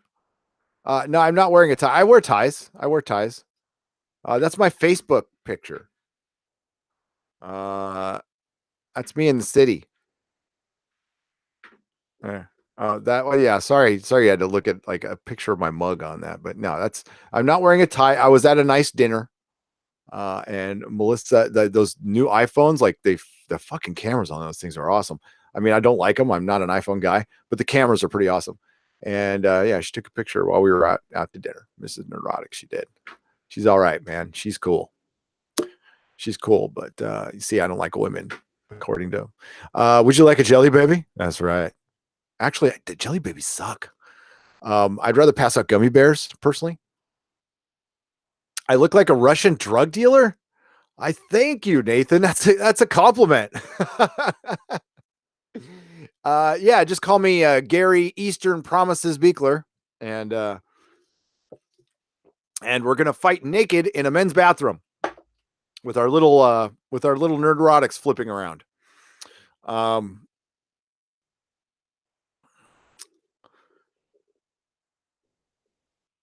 I look like a hipster folk singer. Well, yeah, but I'm not. Sour Patch Kids. I love Sour Patch Kids too. Oh yeah, yes, all the gelatinous candy that's made from horse hooves. Yes, I like it. And Gary, you got killed by John Wick with a pencil. I know. You want to see a pencil get just up here? Um, yeah, right. Um, Gummy bears. Notice how the critics are sort of meh with the good seasons, but are falling all over themselves with this one. Yep. That's a Captain Robert April. I think you might have given me an idea. I think I love it when I get ideas. I've got really into like my voice recorder on my phone, and I'm like starting to like record ideas. I'm starting to take this shit seriously. I don't know, probably shouldn't, but critics. Okay. All right. So nice. So good. Oh my. Okay, so yeah, that Christmas idea video that has been bugging me, man. I have been trying to get it out, and every time I'm about to get it out, then something else comes up. And oh my god, our first Rotten Tomatoes video is past 75,000 views. Holy shit. Um Something really weird. I talked about it earlier. And we kind of keep an eye on the analytics. I think you could tell when YouTube changes the algorithm. Tell me if you saw this, Captain Robert April, or any other YouTubers out there. At about 8 this morning, like all the views just cratered. Everything just went for like an hour, and then it went back up to normal. Because right now we're averaging like a lot of views an hour for this channel. Okay, like we used to back in the old days. I mean, we used to get like 100 views an hour. That's cool. That's great. That's awesome. Right now we're getting a little more than that, a lot more than that. And it just stopped. And then it started again. I'm like, what was that? That was weird. It was like the Matrix. It was like the black cat went by. So yeah, I'm not doing this enough, and I need to be better at this. And I know how people are feeling about Patreon right now, but I need to thank our new patrons. We have a lot of them. So now the $15 things are sold out. There's a couple people I have promised them to that I'm going to give to, just to let you know that the tiers are going to be changing on the first. They're still going to be fun and cool. You're still going to get stuff, but you're going to get a lot more content and a lot more interaction. Part of the deal on Patreon is we do hangouts and stuff, and try to make like I'm kind of shitty about getting back to messages and emails. It's just because I get so many. That's why I try to make myself available live as much as possible so you can just talk to me. Sometimes you might have to send an email twice. I'm sorry about that. It's just how I'm wired. Okay. New patrons are Phil, I'm just going to say I don't know if you guys want to be, I don't know what your anonymity status is. One time I blurted out somebody's name who didn't want their name blurted out. So I'm just going to do first names. Okay. So Phil, thank you so much for pledging $25. Donald is joined up for $1. You could join up for as little as $1 and you get all Nerdrotic Nooners, two extra Nooners. OG Spock Love, who we adore, is a $5 pledge. Donna, Donna, Dr. Donna, I'll call you Dr. Donna, joined for $1. Our friend Mark for $1, and I Cthulhu for $5. Donald Carlson for $5. James Austin Woods, or I said his whole name, but he's on the video already, for $15. It's Just Plain Joe for $5. We had the anti-trekker himself, Michael J. Crawford. Please check him out, by the way. He's good. Pledge. We have Ren Loves, John, Gamer Gambit, Dave Reviews, Jason, and Lee. My God, that's a lot of people who have just so thank you for showing up. I really appreciate that. That is awesome.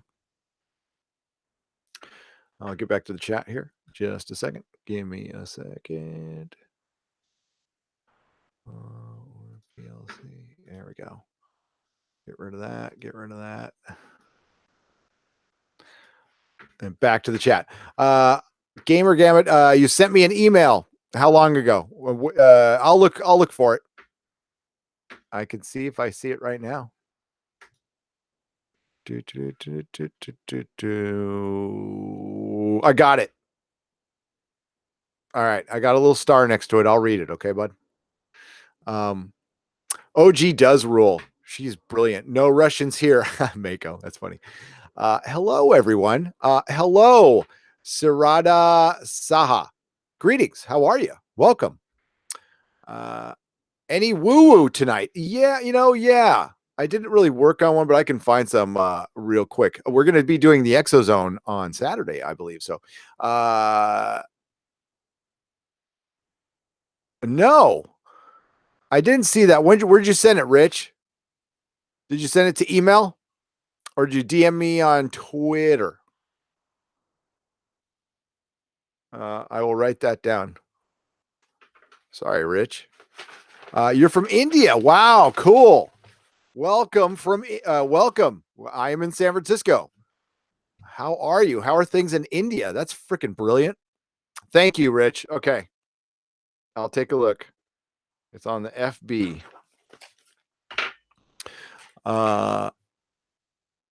There's been some lights over Papua, New Mexico again. Okay, I'll take a look. Let's take a look. Do some woo-woo. That'll be good.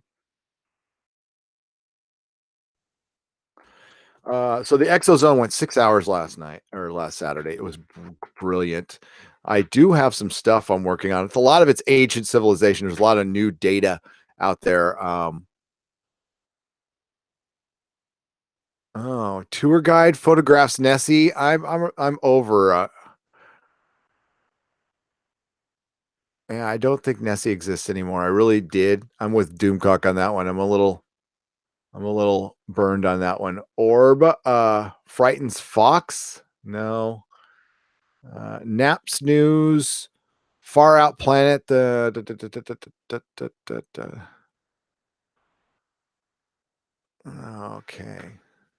Let's see. UFO. Mexico.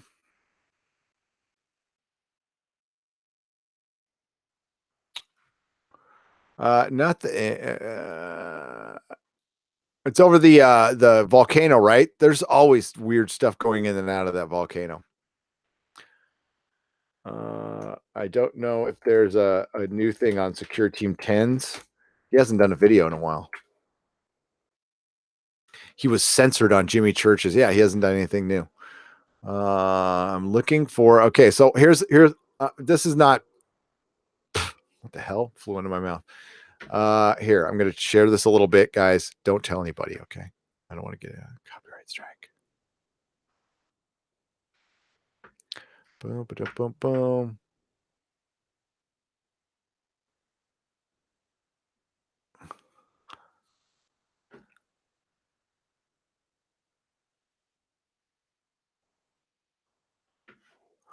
That looks fake. And the video is like text to speech video. I never believe those things. So yeah, nah. Nessie's not back. Jimmy Hoffa mystery, Christmas and Angels. Jimmy Hoffa is buried in Giant Stadium. Everybody knows that. Let's go to Nap's News. I'm going to go to Nap's News. His good stuff is good. Okay. So Nap's News for 12/16 is a recap of Pentagon and media UFO news released in the last 12 months. More details of UFO studies may be released soon. I-Team report on new Bob Lazar document. Oh, damn. Oh, I don't have time. I need to do a review of the Bob Lazar Area 51 documentary. I might have to do that as a separate video, folks. I might have to do that as a separate video. Actually, you know what? Susan and I will review it Friday night. How does that sound? So Bob Lazar has a new documentary.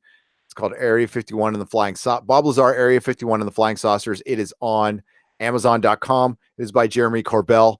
Her and I will be reviewing it Friday. So yeah. Loch Ness Monster doesn't exist anymore. Bigfoot ate it. I love George Knapp as well. There's nothing that really I can pop up or read real quick. What's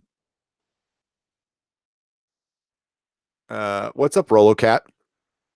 How's it going? Did you guys definitely go check out Doomcock? Just did a video on his appearance in Esquire.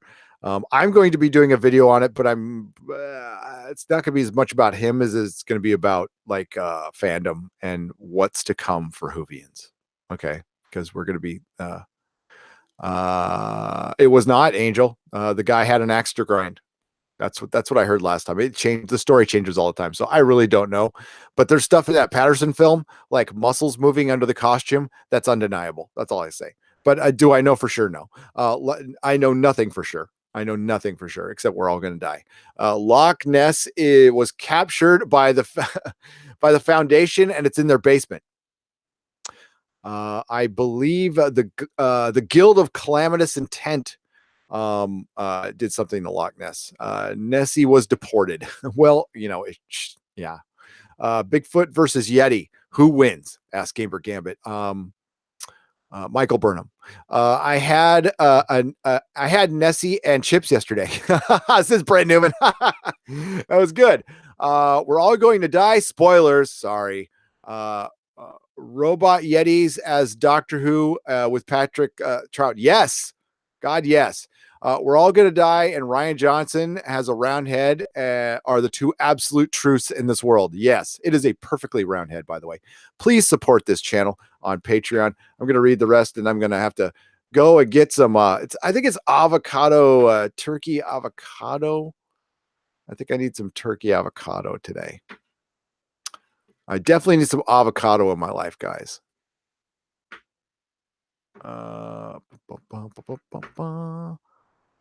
There we go. We'll get this video going now. Our wonderful patrons. You heard me read off the new ones. I'm going to read your chat while it's going across. Thanks everybody for showing up today. If you do like what you hear, please like, share, and subscribe. There is we do 3 live streams a week. Monday, Wednesday, 9:30 a.m. ish. The Nerdrotic Nooner. Friday Night Tights at 7 p.m. Pacific time with Susan Layton. I will be doing multiple Doctor Who videos over the holidays. The main one is the Christmas Ideas video, which is supposed to be released sometime in the evening on Thursday. You may get one. You might get 2 tomorrow. I don't if I can finish it today. I'm doing a short one about the Doctor Who fandom as it's related to Star Wars. And then there's a Star Trek one coming down the line. Of course, we're covering Titans. Runaways. Runaways comes out tomorrow. We're going to do the first episode, and then we're going to review the whole season on Sunday. Of course, I'm seeing Aquaman tonight, so I could be back tonight talking about Aquaman, or I'll just do a video. I'm not sure. Not sure yet. But yeah, lot to do today. Got to do a video, get some I'm trying to get your packages out by Christmas. Some of you will get them before Christmas, some of you will not. But you'll get them before New Year's. So that'll be good. Um wow. That's crazy, Kato. That's crazy. Everybody, thanks for all the new subs. Thank you for being a part of this. Thank you for hanging out and watching the live stream. I really appreciate you guys. It's lots of fun talking to you. I love doing this. It's so much fun. I could live stream every day. I could, but I don't want to burn you guys out on me. I don't. Oh wait, did you see that? Try comparing the sound to the howler monkeys. That Bigfoot scream video is good. Mage Grey Wolf, right? Whatever it is.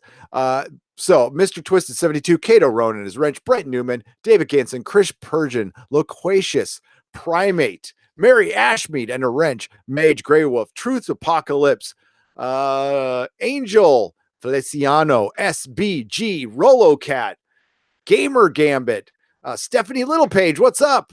Wire Monster, Mr. Twisted 72, Nonez, am I saying that right? Jibba Jabba, FPV, Tommelfinger, the great Tommelfinger, LC 3566, Broly Canonize. I want to say canonize. I know that's not right. Howard Bandy, take it easy, man. Joker 79.